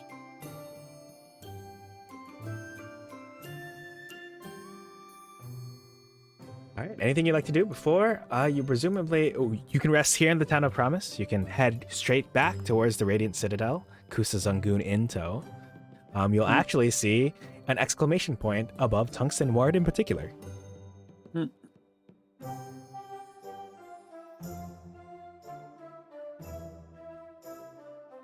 Was there anything else you might have wanted to talk about, Tungsten? Right. So Tungsten, basically, an owl flies over Tungsten's head and drops a little scroll rolled up into their hands. And Tungsten has it open, and they'll say, well, you see, I have a friend of a friend who lives in a particular village, a bit far away.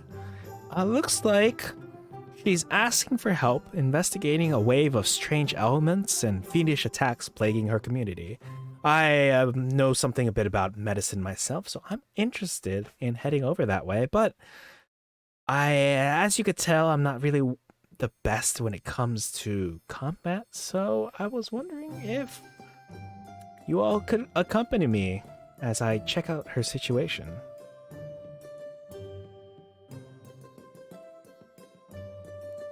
While I can't strictly speak for the entire group, I assume that we would all be happy to help.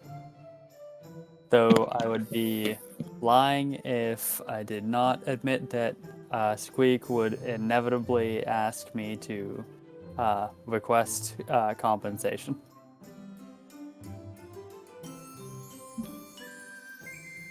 Oh yes, Sorry, I was thinking about that song in my head. Yeah, I'm down. Tungsten will say, right, I'm sure. Tungsten will lean in and say, so, between you and me, while I don't have much in the way of compensation, I know that while I am doing this out of the goodness of my heart, I know that they may see fit to bestow us with compensation should our efforts prove fruitful with their situation. If that would be amenable to the three of you, of course. I mean, that works for me. Good enough for me, Sue just says. Yeah. Squeak grumbles, and she's just kind of like rifling through a bunch of papers that just have written in bold font at the top. Yeah, so basically Tungsten Ward may not be rich, but Tungsten Ward knows rich people and looks like they're people who have money. Perhaps, yeah, it'll work out. But for now, Tungsten Ward will kind of like join a marching order right behind Kusa Zungun, who is like stretching as an idle animation, and she says, well, I sure do miss my kids, so when y'all are ready to head back to Radiant Citadel, I'm ready too.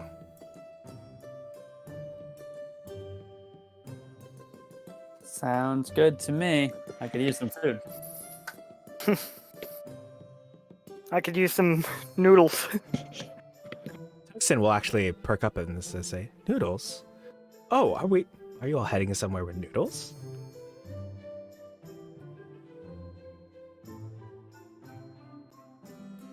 Well, probably.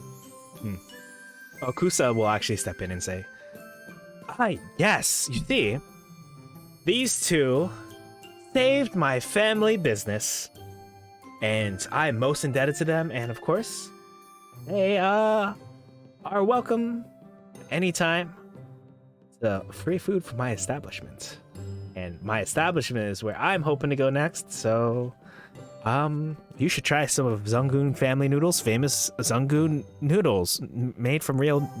No, okay, there's no family, and well, we put love in the noodles, but it's not like love is more of a concept. You can see that Tungsten is politely nodding, like, you know, acting as an active listener does, as Kusa Zungun kind of rambles about her noodles, trying to kind of like sell them on it, but also not revealing too much. But yeah, that's what those two are up to over there. Is there anything else you all want to do before I start taking you back towards the Radiant Citadel?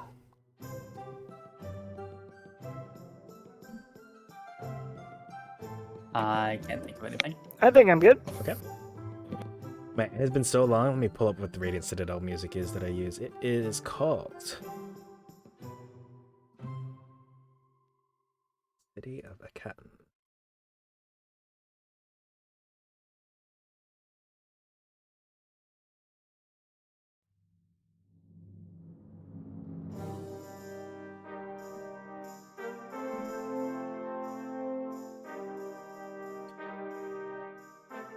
Alright, let me go ahead and adjust your location. You basically make your way back over to... Welcome back, Stuckham. Oh, all good. Let me know how your stream went, by the way. Thanks for the lurk. The party has just arrived back at their central hub, the Radiant Citadel. It is basically a giant... Let me zoom out real quick. It is a giant city placed on... Like, it's carved into this giant crystal and the rock it's wedged in, floating in the astral plane. So, fun fact, if you take a bag of holding, and what's another thing people usually do? Like a black hole, right? The portable hole. Mm-hmm. If you take two objects with interdimensional space in, let's just say two bags of holding, and you put them inside of each other, you tear open a hole in time, space, reality, and most likely you get sent into a random location in the astral plane, which is basically like space. Like you get sucked into space. Lots of stars everywhere.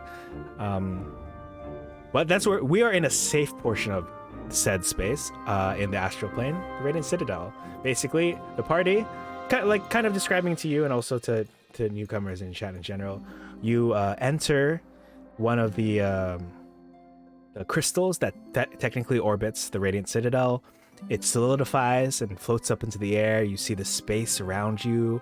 You'll say goodbye to the warm sun and the blue sky and the white clouds of the town of Promise and the surrounding lands. You kind of will actually see Cradle Lace Lake as you ascend up into the sky. And then you see that the sky surrounding you is dark, with many starry-looking objects and lights piercing the darkness therein. And you see the Radiant Citadel, the crystal. You see the other crystals that are orbiting, and you slowly make your way down to the Passage of Respite, where you're greeted by familiar faces: the 6 guards on duty, legally distinct shiny chariot from Little Witch Academia, and a priest on duty in case anyone's injured. Feel free to step out and step through customs.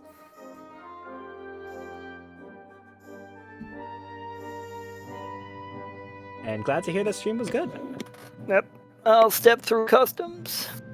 I guess I do have new magic shit. I don't remember exactly how the rules work. All right.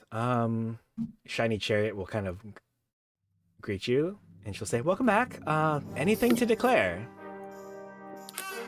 Yeah, I got this cool backpack. All right. She will... Again, you see a sign that kind of points towards the rest of the Radiant Citadel. You'll see that she'll kind of like squat down and she'll karate chop the sign, flipping it into a horizontal position. She'll wheel the floating sign over for you to place your new magic items onto. All right, I'll place it there. All right.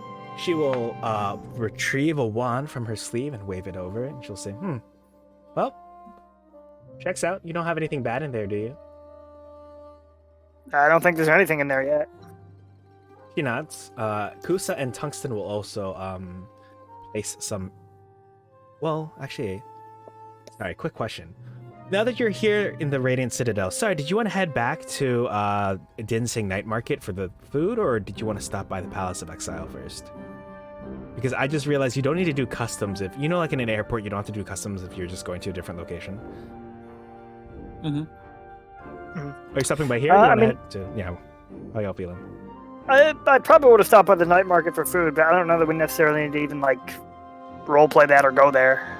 Okay. Yeah, my thoughts exactly. Like, we could just like get back here and then say we did that off screen. We'll presumably like dumping off Kusa, and she's not going to be necessary for the next quest, right? That's correct. Yes. So she'll be saying goodbye to you here. Yeah. So we could just say that like off screen we went back, got some food, and then all like getting back from there to here. Now we're going through customs. Okay.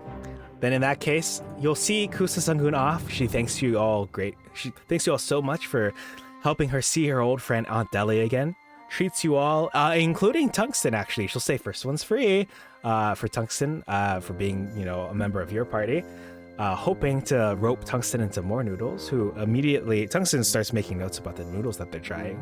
And with that, Kusa and her son, insert name here, will wave you all goodbye, and you leave the Dinsing Night Market to return to the Radiant Citadel, and here you are, if you would like to make your way to the Palace of Exile. I'll go ahead and move the people in your way out of your way. I have stuff to declare. I've got 13 wings and a pair of overalls. I'm not really expecting any of them to be magical, but I'd like to know. Oh, okay. Actually, let me pull up that particular page in the book. I believe the overalls are fine. Yeah, she'll take 10 minutes to identify it in case anything shows up. If anyone has any questions at this time. What's up? Huh, that's all she's doing. I could have done that myself. But I mean, I guess I'd have to go through customs either way, so might as well make her do the walk. Let's see. There's the farmhouse. Chest. Overalls with a pocket, 13 plain rings, wedding bands, and formal jewelry sets from my women. They are not magical. I mean, unless you consider marriage the construct of marriage. What is it called? What is marriage? Unless you What is marriage? We just don't know. If you consider the concept of marriage to be valuable, other than that, Specifically to be magical, not just valuable.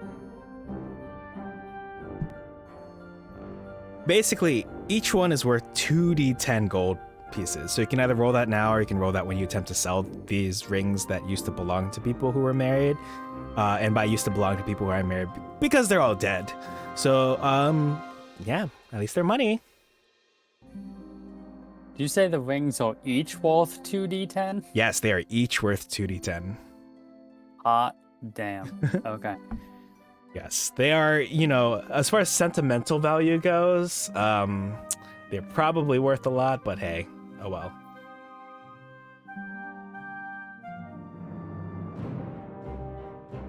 Yeah. If you're okay with it, I would like to roll those real quick. Yeah. Just to get the values set.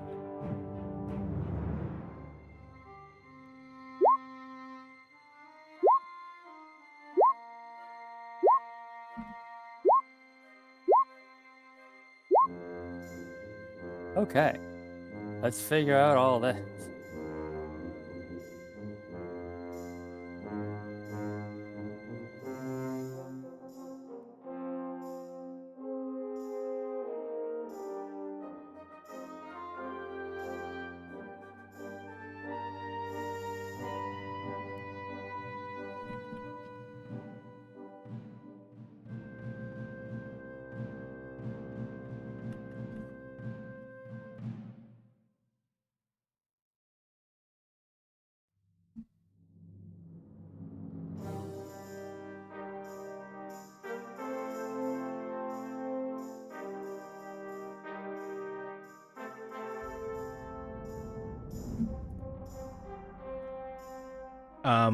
Sorry, did you want to sell all the rings, basically?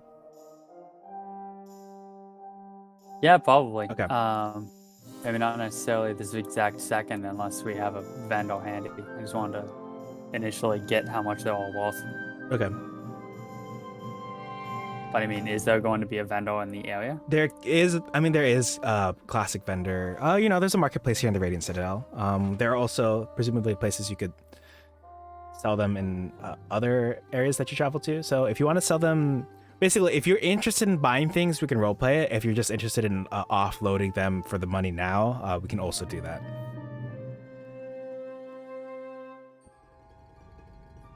I never know what exists that is purchasable. Is the issue. We would have to. I don't know. I would be down to go shopping. I mean, like these rings alone are going to double the money that I have. So if you have a wish list, I could set up like a shopping trip for next time. If you do, I never have a wish list. Okay. That's the thing. If you want, we could just set up. Yeah, I never have a wish list. I could never really think about what I could possibly want or what would be useful. Okay. I always just act based on what is available. So if you don't have anything like ready to go, then we could just do something like that for next time. Yeah, if it's okay with you, I'd like to save it for next time. Otherwise, you'll see your old friend Ordis Exogen with. It's like, oh, what are you doing here, Ordis? What do you? Oh, a D20, huh? Okay. Like, basically, I've got the same tables at a moment's notice, which normally, how do I phrase this? This is the first time that a shopping excursion was tentative that it would be with tables you are all already intimately familiar with. Because with my other groups, I can just pull out, like, they'll say it in their notes, like, yeah, so there's this merchant named Ordis Exogen. I'm like, good old Ordis. Many fond memories with Ordis that you all aren't privy to because you're in a different group. But, yeah, you all have, yeah, I will have something better ready for next time, because it was your group that had those trinkets too, right? Like if you push a shelf, like if I push in on a panel and like pull out like another shelf with like glass and then there are like trinkets behind it, does that sound familiar to you all? Yeah, Ordis is the dude that you had as our like go-to magic item merchant when we were playing as Captain Ann and Joe. Right, but do the shelves sliding out of the wall with like little charms sound familiar to you too? Like specifically enchanted trinkets, like arcane apparel, enchanted trinkets, relics of a lost age. Like, do these phrases sound familiar? Okay. Yes, that was how you handled like Ordis's like rotating merchandise. Okay, because of course Ordis's primary merchandise is from the book that I think Brayleth and I both have, Roll and Play. So I'm just making sure I'm going down the list of all the options at Ordis's disposal, and it does sound like I've used pretty much all of them. So I'll get that ready for you all next time. Okay. I have the music, I just don't have the merchandise. Yeah. So in the meantime, I'm just gonna stop by some random vendor and offload my 13 rings. Yeah, you can stop by a random vendor. There's also a convenient, strange contraption that Shiny Chariot has next to her, and she'll say, so this thing, if you just put in items, you get their gold worth out. And like there's a little spout at the bottom. It kind of looks like a gumball machine that's been like severed on the top, and so it kind of looks like you just drop stuff in the kind of like 70% gumball machine, 30% Coinstar machine. Hashtag not sponsored. Hashtag hey Coinstar, please sponsor us. Coinstar even still? I know, that sounds like kind of a whip-off. Because what percentage does Coinstar take from your money anyway? I don't know, but I know that it's substantial enough that people like actively advise against using it. Well, don't worry, this is the Radiant Citadel, where it will only take a percentage if you're like a billionaire. If you're not a billionaire, it will probably give you a fair value. But you could also, roll insight on me or Shiny Chariot. You don't have to trust her. She's just some NPC that I've put here. Whatever, I'll just waive the transaction off in whatever way is necessary to get me the money. Okay. Well, feel free to add, let's see, 21, 31, 42, 59. 148. All right, 148 gold to your inventory. Yep, already did. Mm-hmm. Shiny Chariot will kind of look at the rings and she'll say, huh, when did you get these? Adventure. Too true. Let me look something up. Is Shiny Chariot from Little Witch Academia married?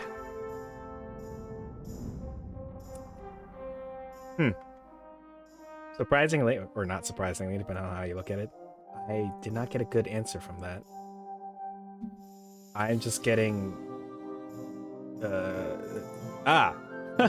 someone on Amino Apps, you all are familiar with Amino, right? Someone saying, Chariot is my wife, :3. Okay. I'm sure. I don't mean this in a condescending way. I understand. And I'm not going to comment on them saying that this fictional character is their wife. I am not one to talk. Hides Fire Emblem Engage streams. All right. But yeah, she'll ask where they came from. You said adventuring. She nods, satisfied with the answer, and she will, I guess, take the machine away. Anything else you want to do before Tungsten directs you to the next location? I'll do some minor shopping. Yes, what would you like? Let's see. I would probably get 3 daggers and a light crossbow. All right. That stuff is so mundane. Feel free to help yourself. We'll wave that off and get you a more exciting shopping experience next time. All right. Let's see. All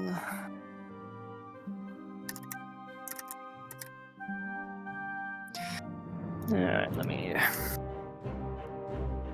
Oh, wait, no, it would be I think it's a hand crossbow that rogues are proficient in, which is probably more expensive. Let's see. Well, you're not short on cash, that's for sure.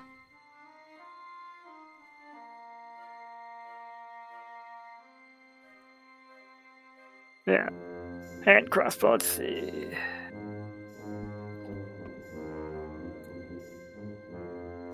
Oh god, 75 gold pieces. Holy shit. All right.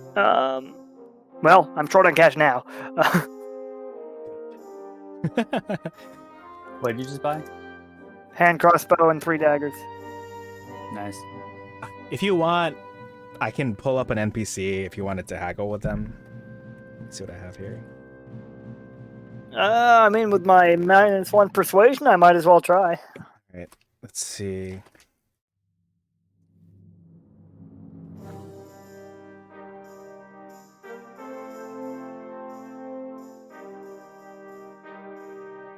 All right, can you roll me 2 d20s?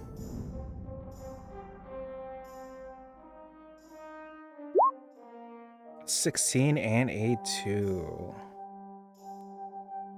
All right, and you are buying weapons, yes? Yep. All right. You are in the presence of Ruddock Greyheart.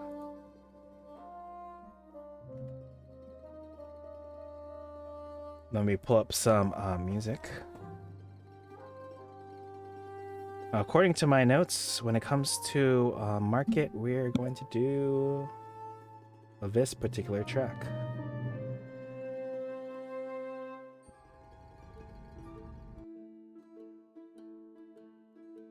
Right.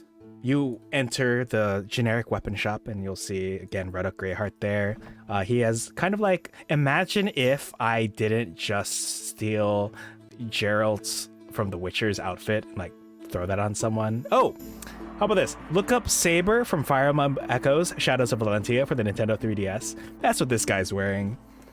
So Ruddock will greet you and say, I hear you want these insert items here. It will be insert original price here. What do you say? How about insert lower price here? I don't know. I'm trying to make a living here in the Radiant Citadel hard enough as is.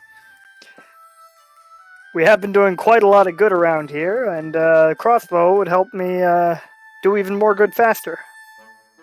Okay. Think of the potential savings. Go ahead and give me that persuasion roll. I don't care about saving lives. I care about saving money, idiot. What is the sorry? What are you buying again? Hand axles or hand crossbow was 75. Yep. And then how much? And you were buying daggers, right? How much are daggers? 6 gold. Well, 2 gold each. I was buying 3 of them, so 6 gold Okay, total. so that's what we do. One. He'll say, "I'll give you everything for 70 gold."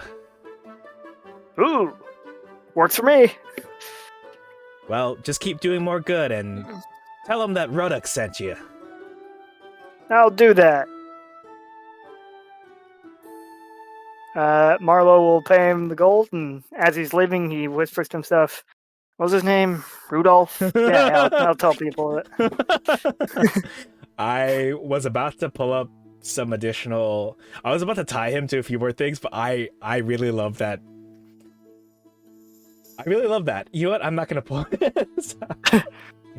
That's gonna be the birth and death of Ruddock Rudolph Greyhawk. Don't worry, I'll bring him back. He'll be important now. All my NPCs are important. Looks at camera. All of the important NPCs are important. All right. Anything else before I take you over?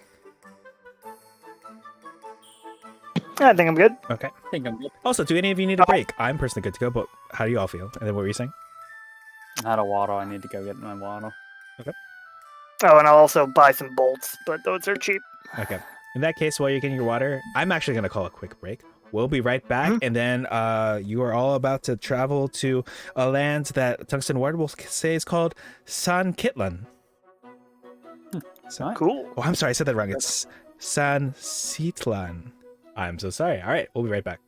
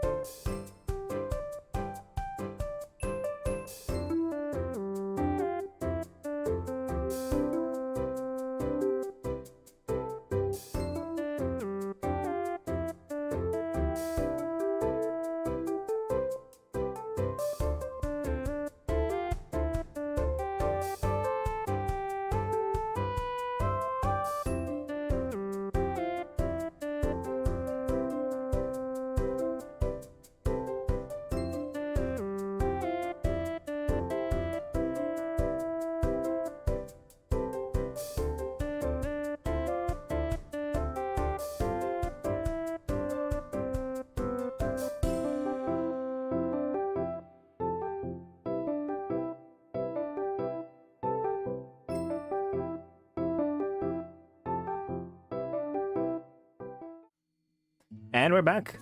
Hope everyone got water okay. It's important to hydrate. Use the restroom okay. It's important to use the restroom, especially if you're doing a lot of sitting like we do here.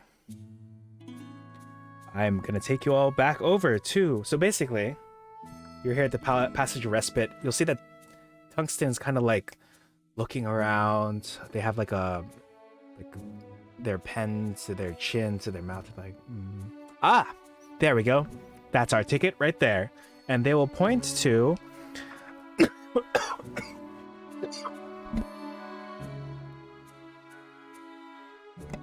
sorry, choking on my own spit. Oh my god. Is that in character? It is not in character. So there is one of the what are these called? Concord jewels that orbit the Radiant Citadel. There's one that looks like fire opal. Let me look up what fire opal looks like.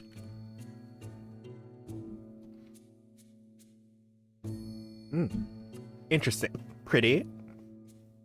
Oh, that's gorgeous, actually.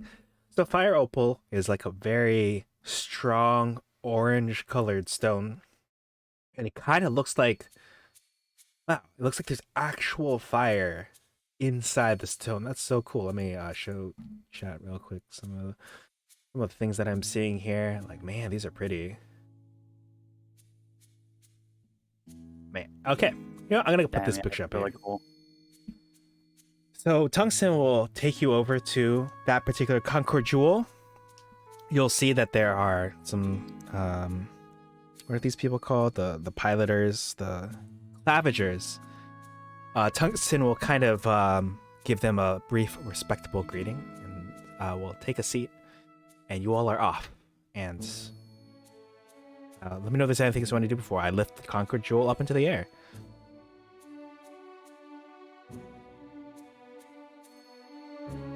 Nope, can't think of anything. Marlo will just briefly mourn the loss of Romulus. Silently. And the loss of his friend. Who the hell is Romulus? Are you serious? Yeah. It's where he's from. Right. Yeah, the land that everyone, every time they hear that Milo's from there, they're like, oh, you have my condolences. Alright. So the Concord jewel flies up into the air. You'll see that the sky around it and around you will fade and change. I'd like to welcome you all to your next destination in our journeys through the Radiant Citadel. Welcome to San Sitlan. You'll see that there are many clouds high above you and dust swirls across the land. You'll see that there's a village sitting atop a hill overlooking a vast semi-arid valley. Road leading up to the village. It's at this point that Tungsten are kind of looking out through the quote-unquote windows that make up the translucent nature of the Concord jewels and say, that right there is our destination. That is where my friend, my acquaintance, likes to spend her time. We'll meet up with her and figure out what the problem is.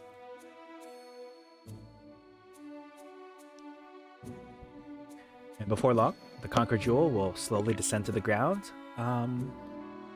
Kind of a ways away from the village. You will need to trek a little bit, so I will take you all to the next transitional map. As soon as Roll20 stops closing the map thing on me when I adjust the size of the window. Alright, you'll need to zoom out a little bit. Your character will be on the left side of this particular map. Let me go ahead and adjust the location for everyone on stream.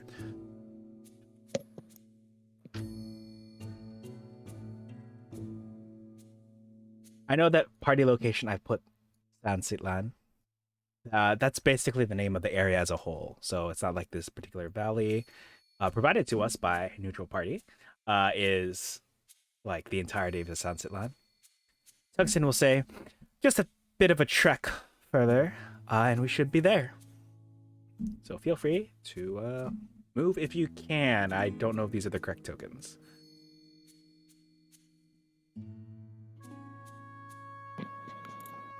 They are not. One sec.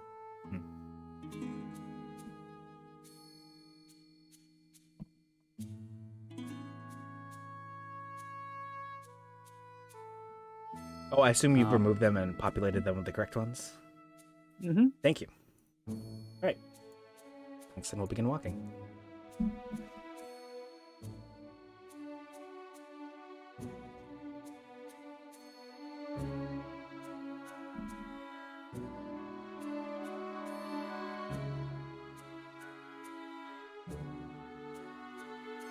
So who is this friend of yours?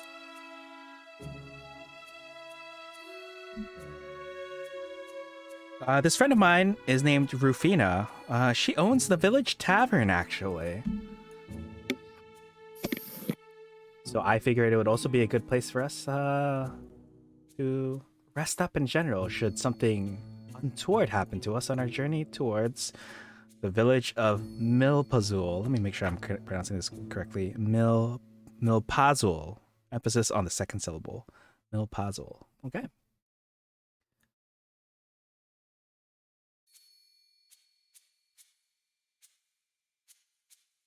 Oh, I'm sorry. San Sitlan is the city that's like the largest city that's farther away. Interesting. Gotcha. The name of the place you are all in is Sitla. Oh no, that's a language. Huh. Around the city. I think it's also the location. It's the name of the largest city that's nearby. It's also the location.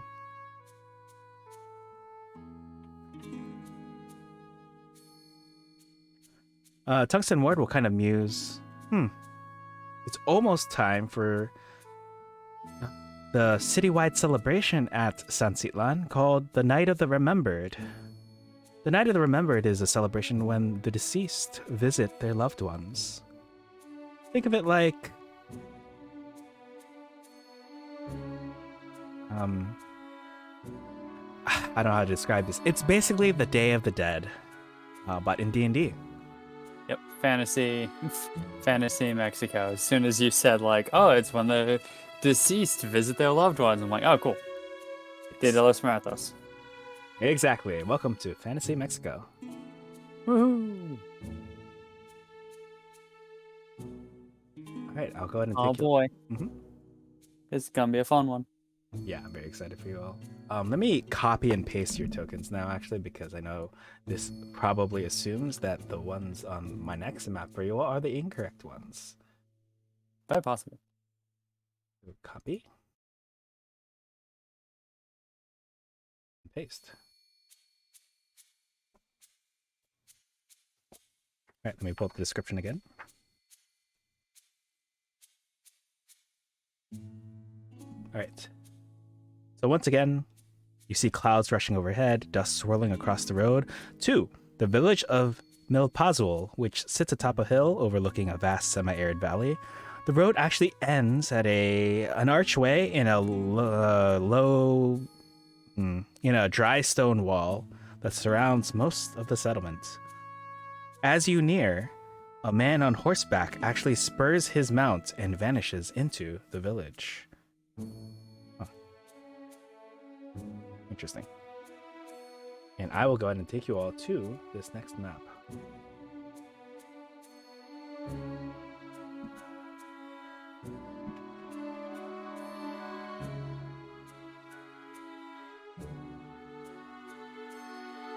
Alright, your characters will be on the left side of this particular map. You can see, let's see, 6 horses tied up over there on the side. And you'll also hear, those of you with a passive perception score of 12 or higher, you'll notice a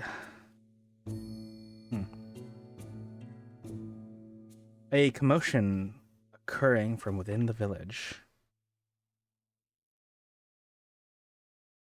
There's a commotion going within the village.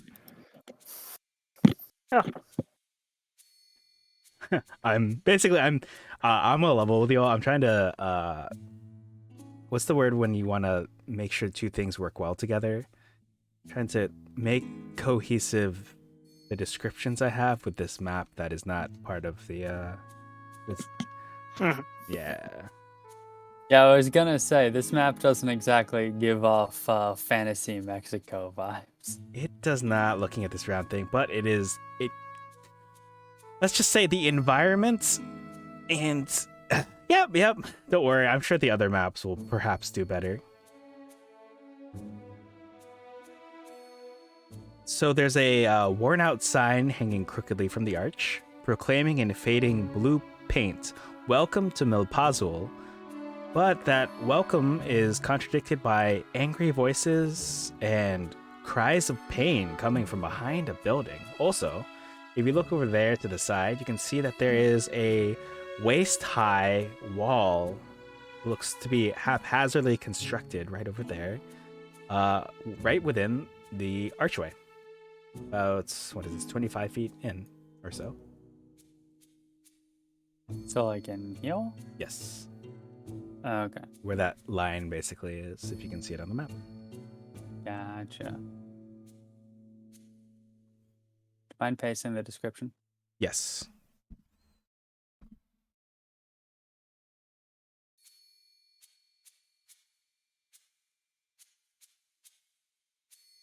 See. Have to find out where it is in here. Oh, also, let's see. Within the waist-high village wall, a dozen or so wood and adobe houses. They surround a well, but let's say the well is farther in. I'll just paste the description right here.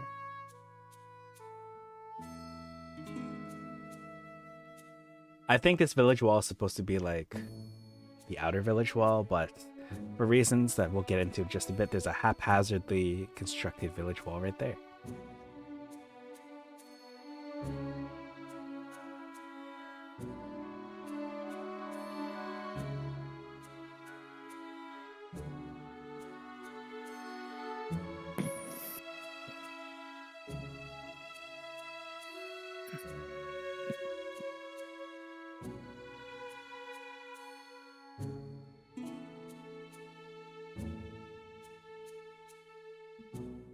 Well, this place seems cheery. Hmm. Lively at least. Tungsten nods. That's one way of thoughtfully. putting it. I get the vibe that I'm viewing a non-accurate portrayal of it, though.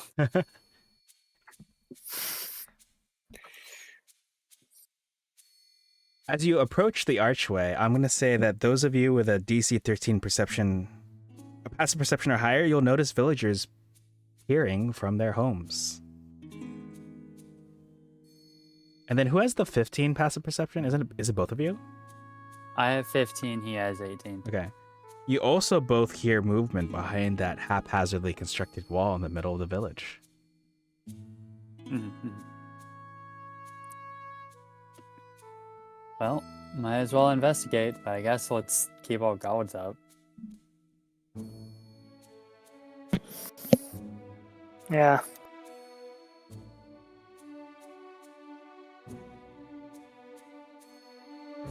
All right. As you all step through the wall, I will need you all to roll initiative. Uh-oh. As the horses behind you reveal their true selves.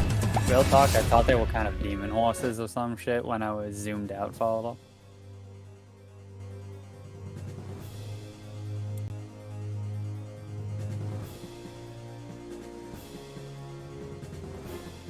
Ah.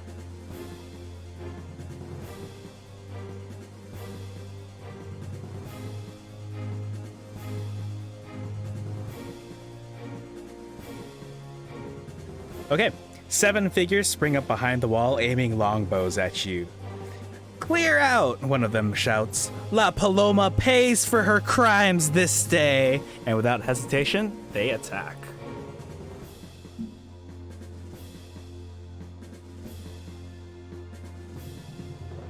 Oh, man. I was gonna say, I don't think they all rolled a 0. I don't think they. I'm pretty sure they have a lot of hesitation. I gotta find this stat sheet. Where is this? Ba-da-ba-da-ba.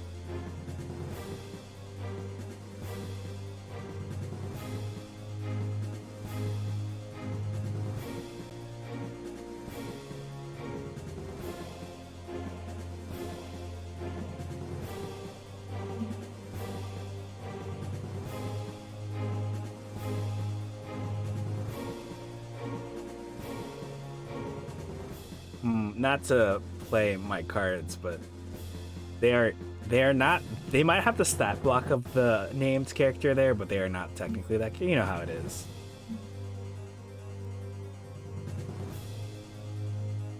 All right. Next up is. Oh, sorry. I gotta get. They tungsten. might have the stat block of the TF2 scout, but they are not the TF2 scout. Got it. The scout on the bottom, its bowstring pulled back, is going to shoot at Marlowe. Let's find out. We'll do. A 6 will miss. Marlowe, you're up. All right. Well, guess I'll try out my fancy new bow. Okay. This wall does provide them with half cover, just for the record. I will take a knee and use a bonus action to steady aim, and aim for that guy who just attacked me.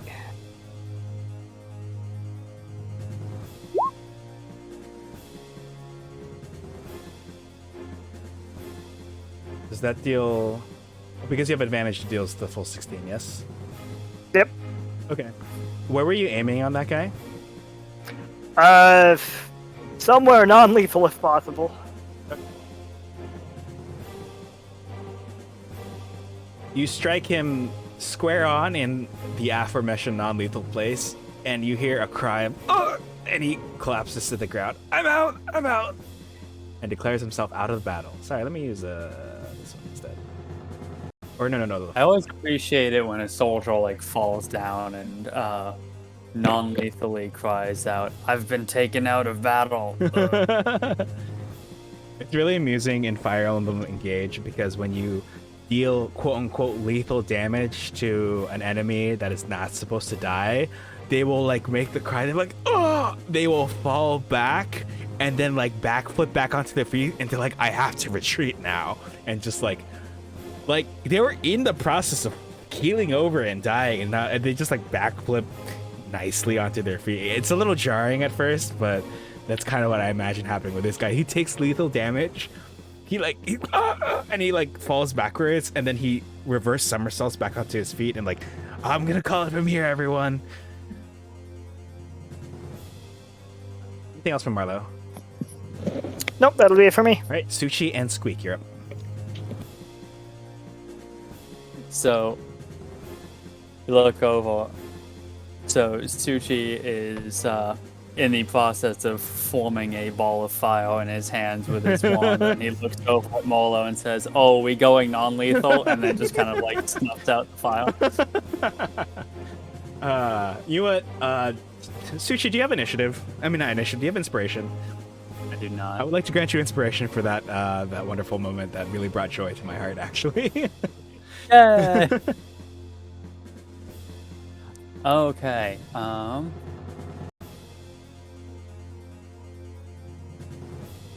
Oh, I don't have that propelled. God damn it! One of these days, man. One of Oh, these days. I mean, you've had plenty of time to technically swap out. I'm sorry. I probably should have given you all a long rest in between. Were we supposed to get long rest? No, but you'll get ones. Well, I'll tell you some things after session. Okay. One of these days, I feel like I always have to have Featherfall prepared, like just in case, but it's like it's not doing anything for me.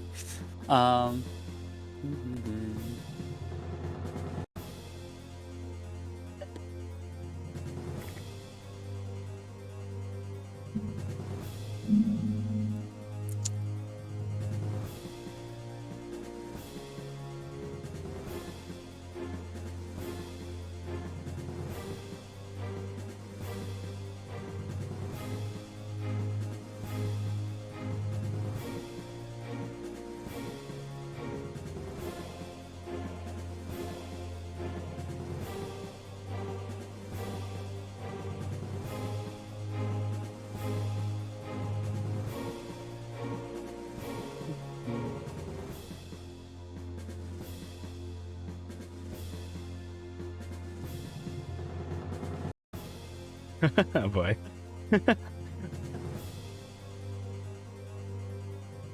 The ominous ruler like pulls out the. Actually, imagine that like meta inflicted into the game. Like, I'm in a D&D battle, right? And the enemies just see me pull out a gigantic ruler or like a measuring tape. I goes over to one enemy, casually like push it down into the dirt, stretch it out all the way to the other side. Okay. Nod to myself assuredly, go back to my original position, and then cast Fireball. Yep. Just like imagine telling the this toy later, like you survive the battle and you tell him this toy. It's like, so this bandit in a tavern. So me and the boys will holding up some folks at this bridge. There's only one.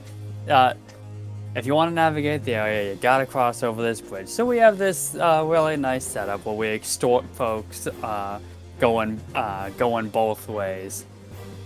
So we're making money hand over fist. One day we jump this like band of what we assume to be like just really basic bodyguards for a caravan. Turns out these guys are adventurers. So we're fucked, right?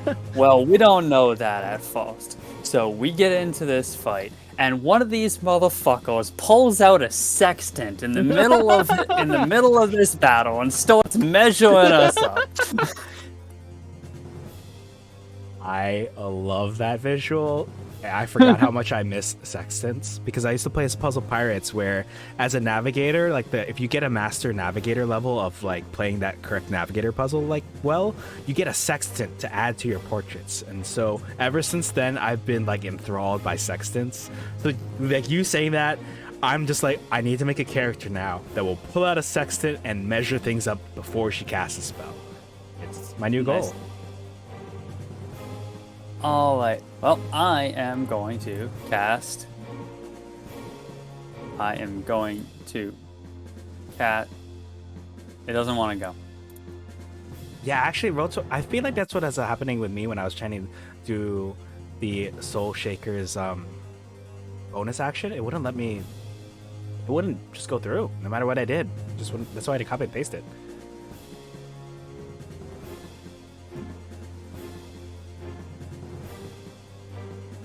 Okay. Multiplying is being weird. Yeah. Alright, fine. I can do it like that, so it's fine.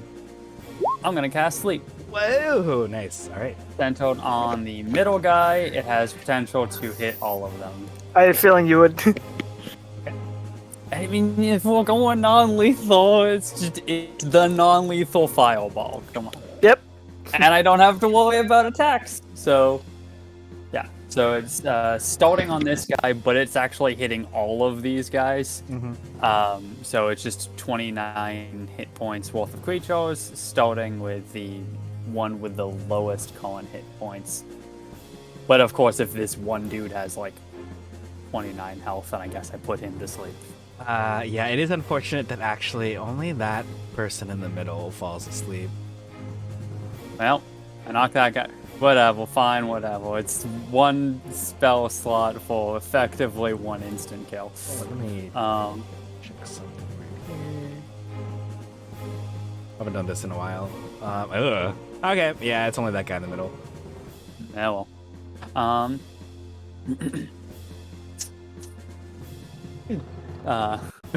He like collapses. Yeah, go ahead. Suchi summons a small flock of doves from his hat, and they all fly over.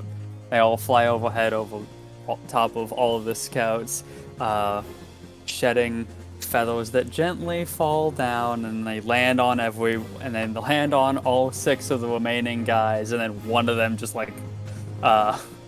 falls backwards asleep, and Suchi's like, "Oh damn it!" It's a beautiful visual, for the record. Thank you. I try. Squeak is going to, with my bonus action, there we go, move up and say, okay, let me try my approach. And she's just going to cast magical sparks on the guy dead ahead from her. Okay. And so that's a 17. You said they have half cover? They do have half cover, yes. But even with the half cover, it's enough to strike successfully. Woo! So that is 7 force damage to Okay, him. I'll apply that. Oh no. What? It's doing the thing where, because I copy pasted the tokens when I adjust the health for one of Yep. them, which means I'm gonna have to pull out my notepad file and adjust everyone's health manually, like keep track of it in here. All right, I'll apply it to 1, 2, 3, 4, 5. Scouts, quote unquote, not scout number 5 is at this new health. Okay. Yeah, I recommend never copying pasting. Just drag a token from the sheet for each one of them. That method will not cause health problems for you. Yeah, it's just that this is the token, and you can probably see why I wouldn't be using their token for this particular encounter. That's fair. It doesn't normally they happen not- like this, but The module didn't provide you with like an enemy that uses this token in your list. this is the token I'm supposed to use I see. for the bounty hunters here in D&D Mexico. To be fair, I'm not 100% sure that these guys give off fantasy Mexico vibes anyway. That is true. I tried my best. I looked up Journeys Through the Radiant Citadel, San Citlan. I got a banner full of, but these are presumably probably more apt for a different area of the Radiant Citadel adventure. They gave like 5 NPCs, and they're like, this is how you can make a character best adapted for the module your DM's about to run for you. And I assume this is for a later module, but I'm like, it's close enough, and it's better than the original token they give us, so I'm just gonna go with this. Yeah. All right. Well, now that I've adjusted that, anything else? Nope, that's gonna be it. Okay. The bounty hunter, second from the top, is going to aim at Squeak and attempt to attack. We'll activate multi-attack, and we'll shoot once with the longbow. Oh boy. Ouch. It's not a ton of damage at least. Mhm.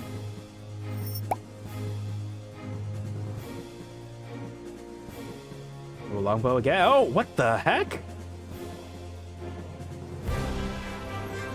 I would appreciate you not trying to kill Squeak, but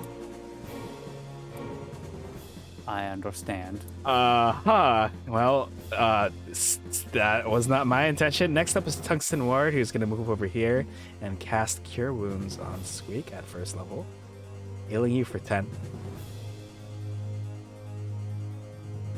Next up is the scout. Sorry, not the scout. The bounty hunter, second from the bottom, who will take aim at Marlowe.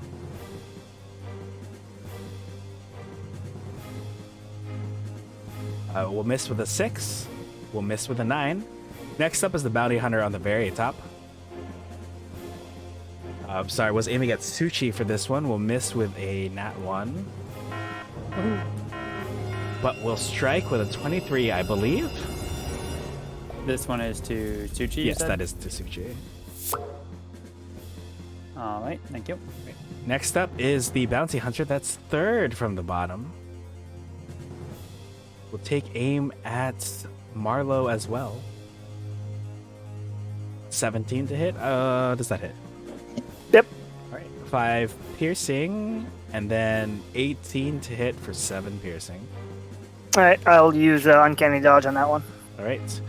And last, before Marlowe takes his turn, is the bounty hunter third from the top. We'll aim at Suchi for this next multi-attack. A 13 to miss, and a 20 to hit for 5, unless you do something. Nah, I'll just take the 5. All right. In order, Marlowe, and then Suchi and Squeak, you're up. Take your turns. Why is my follower not updating? Let me... All right. I don't know. When as Tungsten was healing us, was that a rest? Should I re-roll on the table, or has it not been long enough? Honestly, I was treating it as just a lot of healing towards you all because kind of what I was alluding to earlier when Coffee Lich brought it up, I probably should have given you all an actual de facto rest. Makes sense. But I feel that it was long enough. It's only long rests you do that, right? I think it's either one. Okay, well, I'll at least grant you short rest if you wanted to have changed your mutation by now. And of course, Sushi, if there's Sure, anything you why get back on a not? short rest, feel free to have that also. 8, I think that's slashing. I'm a wizard. I don't get anything back on short rest. It is slashing. Alright, cool. That doesn't change this turn any. Alright. Anyhow. Well, the last shot seemed to work pretty well, so Marlowe will stay crouched and fire another shot, this time at, I guess, the guy who just attacked him again. Yeah, alright. Oh my gosh. I take his head off, non-lethally, of course. Are you non-lethally taking his head off? I am non-lethally taking him down. Okay. Can you? Sorry, what was it? Our ruling on non-lethal damage when you're gonna be instantly killing someone? Rules is written, it doesn't, like, Okay. you don't, Oh, sorry. yeah, you can still do that. Okay. Personally, I think it's significantly funnier if like, you go to beat him non-lethally and your crossbow bolt just straight up flies through his chest, carrying his still beating heart out the other side, and then it's just ruled an accident because you tried to do it non-lethally. It's pretty metal, actually. The still beating heart being shut out the other side. I love that image. No, hold on. So what are they standing on again? They're like... They're standing behind a makeshift wall. Okay. In that case, I'll say Marlowe's shot goes wide. It hits like a support beam of the section of wall that guy's standing behind, and it just falls over and crushes him. Okay. Well, in that case, he's knocked out of the fight.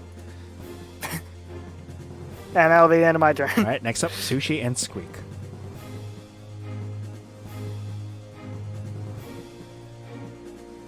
So this guy has taken damage, correct? That's correct. Taking 7 damage. Alright. Then I'm going to cast Toll the Dead on that guy. Huh. Damn. So that's a DC 15 Wisdom save from him. And now. That That one. is 9 necrotic damage. That's to that. exactly enough damage to drop him, actually, in case you want to describe how he surrenders or gets knocked unconscious. I don't know.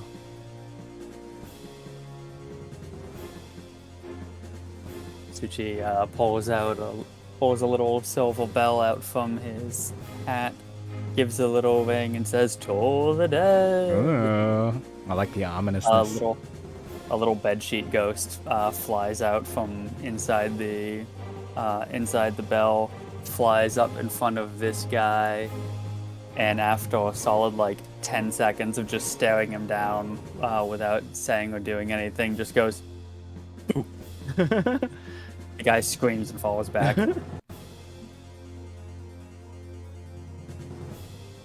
And Squeak.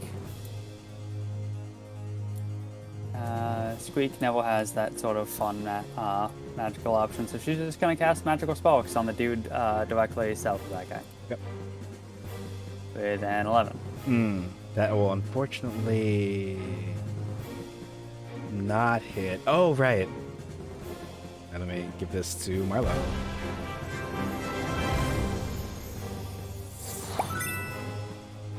Yeah, let me double check there. I think their AC is... Yeah, it won't hit, unfortunately. Alright, anything else from Squeak? Oh, that's gonna be the end of my turn. Alright, the bounty hunter up here is going to take his turn to go 5, 10, 15, 20, 25, 30. We'll take the dash action. Go 5, 10, 15, 20, 25, 30. Tungsten will cast Cure Wounds on Sushi, Yay. healing you for 6.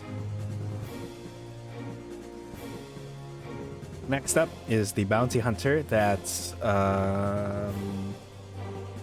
weak shot at, and he's gonna go 5, 10, 15, 20, 25, 30, 5, 10, 15, 20, 25. He has 5 feet left. We'll see what happens there.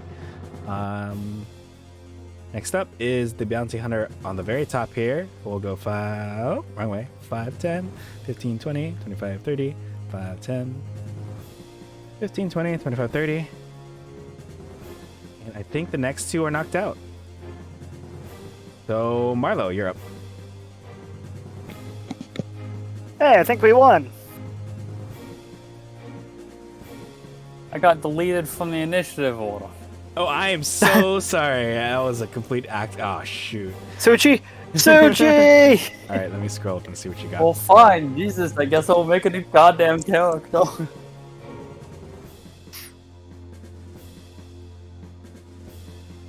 In that case, Marlo will, How tall is this wall, or is it just, like, regular I height? think it's only waist Waist high. high. It's waist high. Okay. In that case, Marlo will walk up to the sleeping guy, kind of slap him awake, and we'll just ask him, "Hey, so why are you guys attacking us anyway?" He's gonna take some time coming to.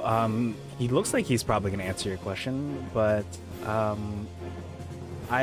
this is the point. I'm gonna level with you all. Unless you want to chase him down, I'm probably gonna take you out of initiative. But if you are gonna makes chase him sense. down, I can make that happen too. I don't think that we have the intention of chasing them. Okay. down. Then I will go ahead and play the triumphant music that you all have so rightfully deserved. This time looks around, there's another choking hand showing up. Oh my gosh, get out of here. I gotta add victory music to Dungeon the Mad Mage. Yeah, that'd be cool. I need to get more victory music that I can play. I think I have 2 tracks actually that I can play. The other one is, I gotta remind myself to use the other one.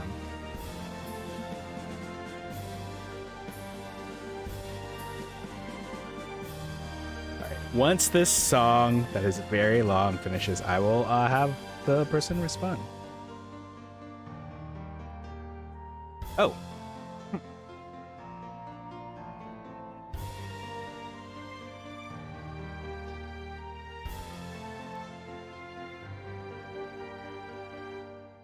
Okay.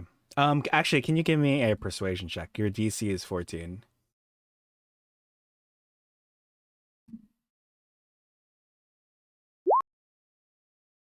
Nope.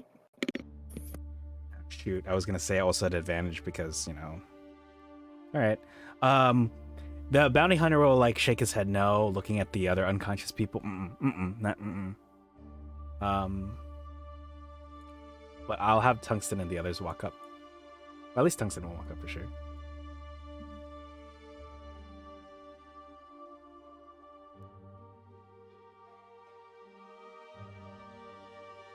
We just showed up. Why are you attacking us? Talking about someone will pay for her crimes. We have no idea who that person even is. The bounty hunter will respond. We are here to make sure that La Paloma pays for her crimes. And you're facilitating that by trying to kill anyone that walks into this town. I thought you were with La Paloma. I thought you were trying to help her out. And your basis for that assumption is... Look at you. You all look so weird. You look weird. Swords casting fireball. Whoa, no, I'm sorry. You must understand. I haven't seen the likes of you all. But I thought you were working for La Paloma. I'm sorry. Baseless assumptions being used as foundation for Mordor. It's like I'm back in the fucking Underdark.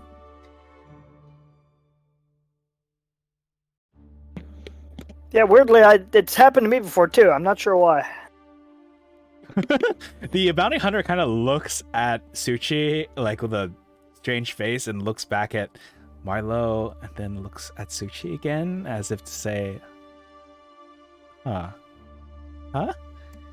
Like, just I don't know. Just he looks to you as if you're gonna not bail him out of the situation, but as in to say, you understand, right? Why I'm making this face at Marlowe? No. But that's how he'll respond. Well, you made an assumption, and frankly, you're lucky that you're alive at this point. Look. Here. Let me. He like holds his hands up and slowly reaches. Let me show you something. He hopes to slowly reach into his little vest thing. Go on. He pulls out a little piece of paper, and he unfurls it, revealing a wanted poster depicting a stern old woman with the name Paloma below the portrait, offering a 500 gold reward for her capture. I just wanted the money, see? You can... Look. Let us go. You can have this poster, and you can have the bounty. La Paloma will pay for her crimes. You're only in it for the money. Snoochie snatches that out of his hand. Well, whatever. We could use that money. Squeak, hold on. Marlo glances at Suchi.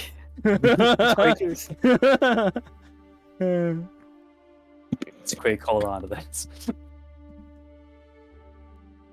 Yeah, okay. Squeak adds the wanted poster for La Paloma to her inventory.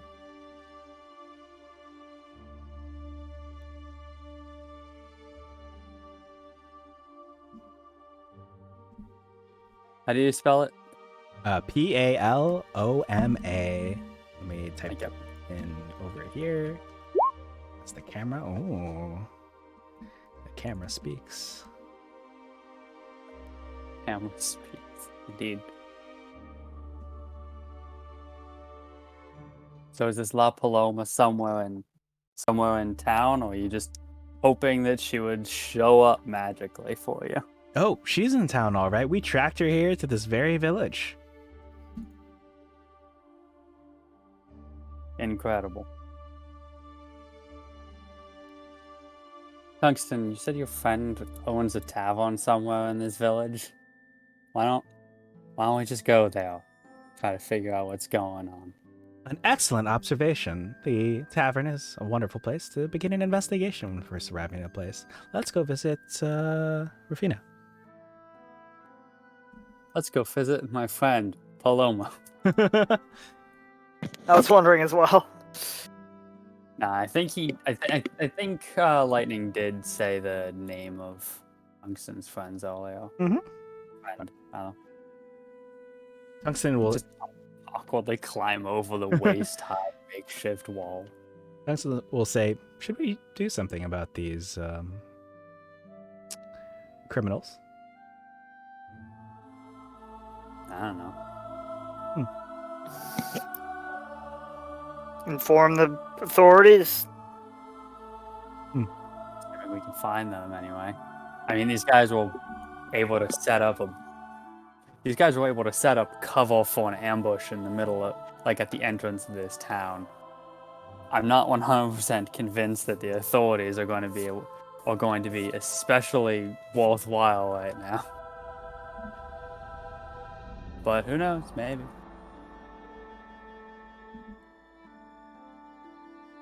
If we had more rope, we could tie them up. I should have bought more. This would be where I could be like, "Oh, Tungsten keeps rope on them all the time."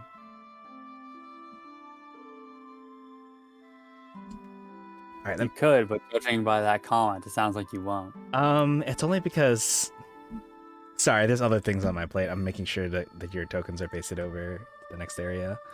Mhm.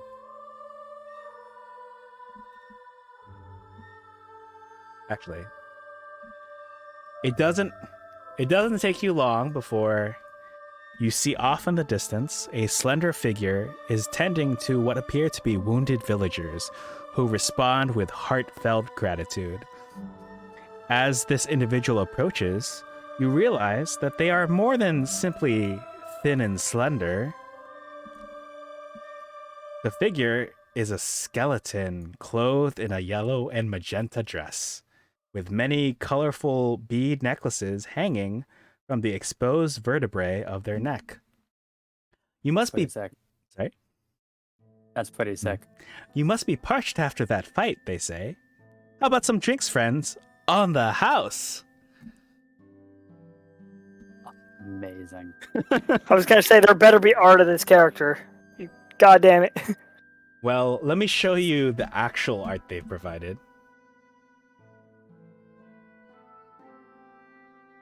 This is the official. They just straight up stole this character design. Oh my god, you Are you fucking cowards. you Why fucking would kidding me? Why would they give such a detailed description and not bother to even put a fucking stock skeleton I'm so on upset. She sounds so cool. Like, skeleton This is my with favorite yellow character magenta already. dress. Ah. You give Put us her on the nothing? top of the tier list. Ah, This isn't the fucking Uncle Poldlaw who's just gonna be showing up once, sound ominous and creepy, and then we'll never see him again. This is the character who we are here for. yeah. This is the quest giver. Yeah. Let me see. Let me read this description again. What is this called? Where is it? I have the God. So the characters have a friend of a friend who lives in the village of Milpazul. This acquaintance writes to them, asking for help investigating a wave of strange ailments and fiendish attacks plaguing her community. And then, of course, slender figure, a skeleton clothed in a yellow and magenta dress with many colorful bead necklaces hanging from the exposed vertebra of their neck. And you give us this? Hold on. I forgot that I have the ability to emote. You give us this? I am, like, so upset. Am I emoting? I don't think I'm. Oh, I am. Cool. I'm very upset. Like, come on, Wizards of the Coast. Come on! You put all this diversity and you didn't even give us a picture for our cowards. That is just fucking absurd. Yeah. You gotta. Yeah. It takes work, it takes effort. It's the job, man. Sorry, let me. I wasn't showing chat the picture that I've had to resort to using, which I'm not going to go into much detail where she's from in case the benevolent overlords of us are listening or watching. But yeah, let me go ahead and remove her actual token. And she'll say, Tungsten, it's great to see you. Tungsten will say, oh, Rufina, it's wonderful to see you too. And they will actually embrace.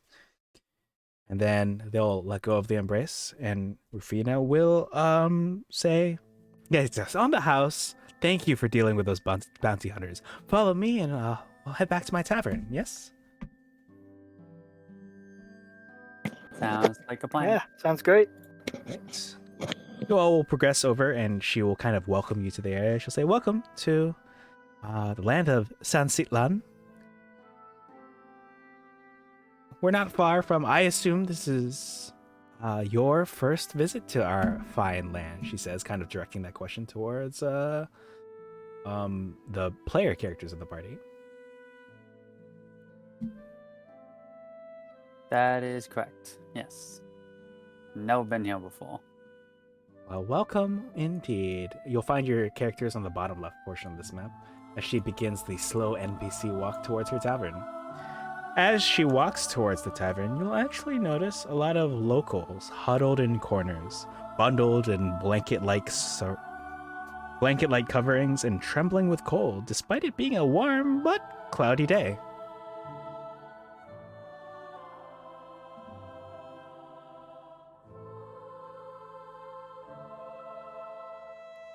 Feel free to follow Rufina at your leisure. I'm doing research.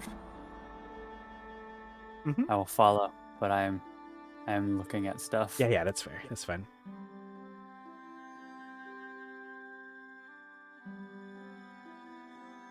Oh God, did I bring Tungsten here? Cool, I did. You forgot to bring me here, so I just put my own token down. Oh, thank you. I appreciate that. If anyone has any questions, if anyone has questions for Tungsten or Rufina, feel free to ask them at this time.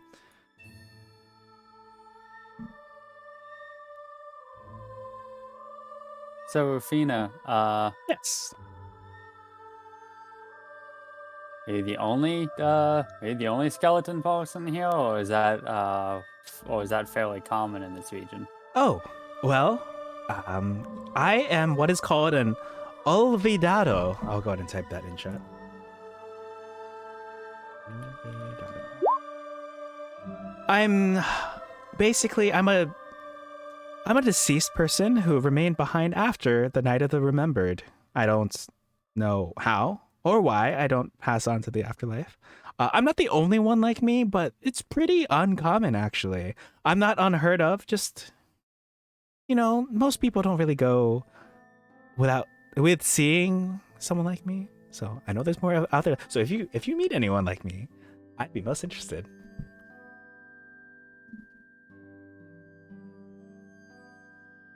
I mean, not to say that I don't like real flesh people.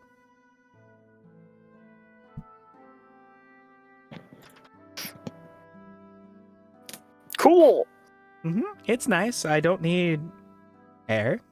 I don't need food or drink, but I don't need sleep. But, as the proprietor of an establishment, believe you me, I'm all about getting people to do a lot of the eating and the drinking and the sleeping. Tungsten will actually chime up and say, so I hear you have some strange ailments plaguing the community, yes?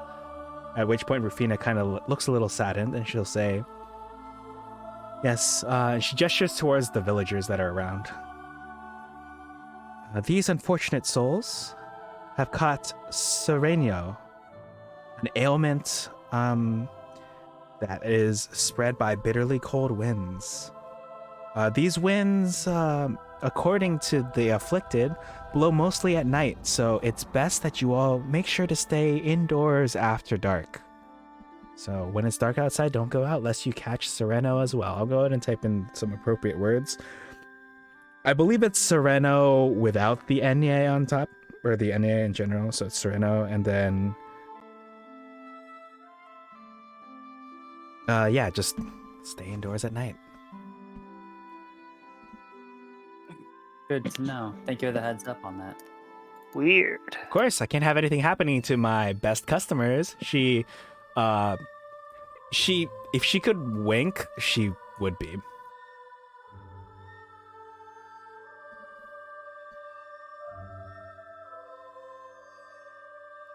But we haven't bought anything yet.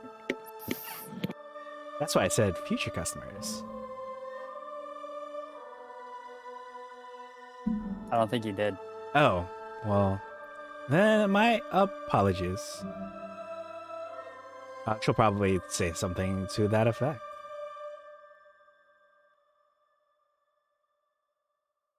Let me go ahead and swap out the music. You have arrived at her tavern.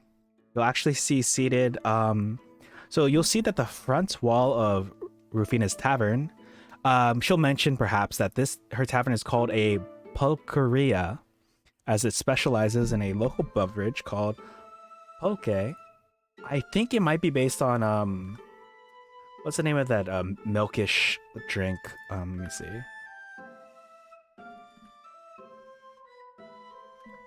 Alcoholic. Horchata, maybe? I think it might be based on that, but yeah, you arrive at her tavern. The front wall is plastered with portraits of missing persons and requests for help. And should you enter the tavern, you'll see that the pulqueria's walls are painted with murals that depict a series of armed conflicts, with locals celebrating victory at the end. A candlelit altar behind the bar includes a painted portrait of an elderly woman, which is surrounded by yellow marigolds and offerings of drinks and cactus fruits. I'll paste this description, of course. Two dwarves seated at one of the three tables in the pulqueria glance at you curiously. I'll go ahead and pull up that description to paste in.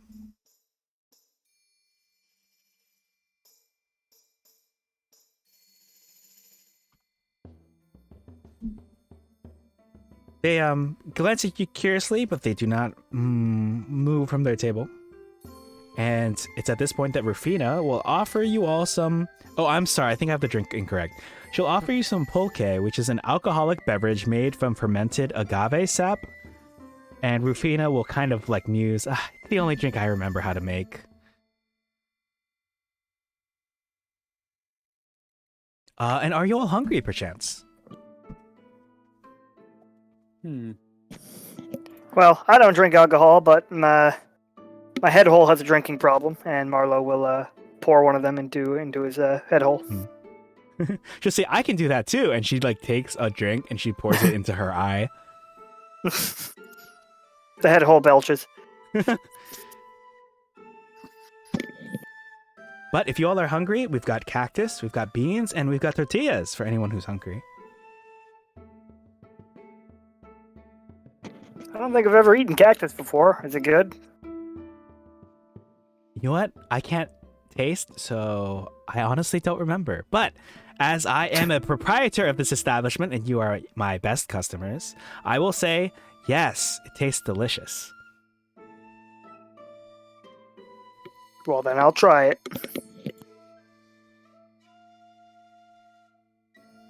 Incredible. You know what? I honestly don't know what cactus tastes like.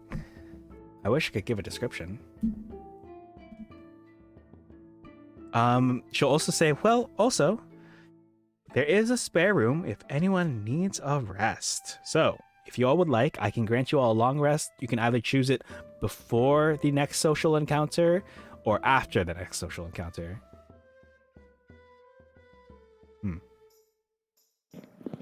Which we would probably wrap up the session with either way. I guess before? Might as well do before then. Okay. And in that case, I will grant you all a long rest. Congratulations. We'll probably save... Well, help me prepare better for this next social encounter.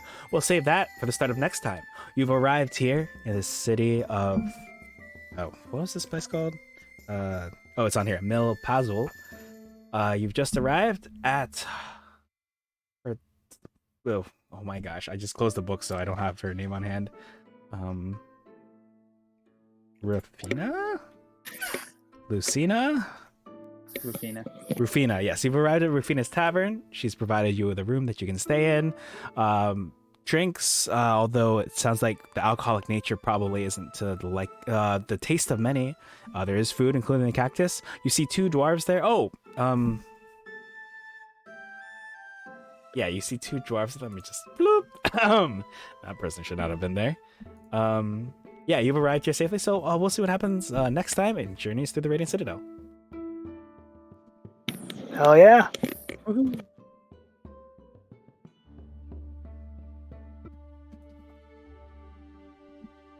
Right.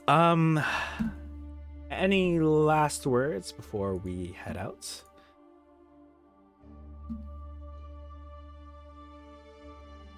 Can't think of anything. No.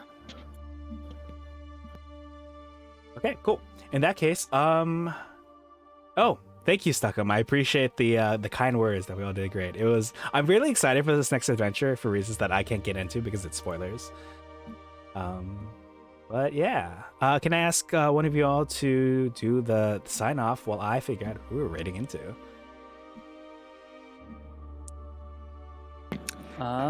Thank you all for joining us on our adventures through the Radiant Citadel. Feel free to join us again on Wednesday for my adventure, Dungeons of the Mad Mage. There we go, got it, nailed it. Well, I am the DM. Lightning and Braylif are my victims. I mean, players. It's a thrill a minute. They have almost died many times and have both died once on my watch. Yahoo. First of many. Cannot wait to share with everyone the next fun adventures there. So feel free to join us for that next Wednesday around 10 to 10:30 Eastern Standard Time. I believe we are not going to be able to play Radiant Citadel next week, unfortunately, due to scheduling issues. So that is an unfortunate thing. But hopefully we'll be able to play again in the very near future. Yes. Should be good for 2 weeks from now. So if you all are good for it, the 31st of March is when we can resume our journeys to the Radiant Citadel in Mill Puzzle. Yeah. Yeah. Feel free to join us then. And I can't think of anything else. Is there anything else you want to cover? Nope, I think I'm good. I'll probably explain who we're raiding into and call it from there. Okay. Well, thank you all for joining. We're gonna raid into Earliest T. Zay, go by Earl, and be sure to the pronouns in use. I'd like you all to respect them as we bring our community over to share with them. They're playing Story of Seasons, Pioneers of Olive Town.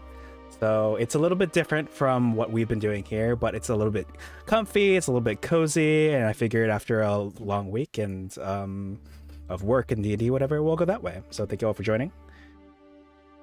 It is follower only chat, so if you don't want to speak in there, that is completely understandable. Yeah, again, see you all Wednesday for sure for D&D. Have a good night, have a great weekend. Bye. Bye.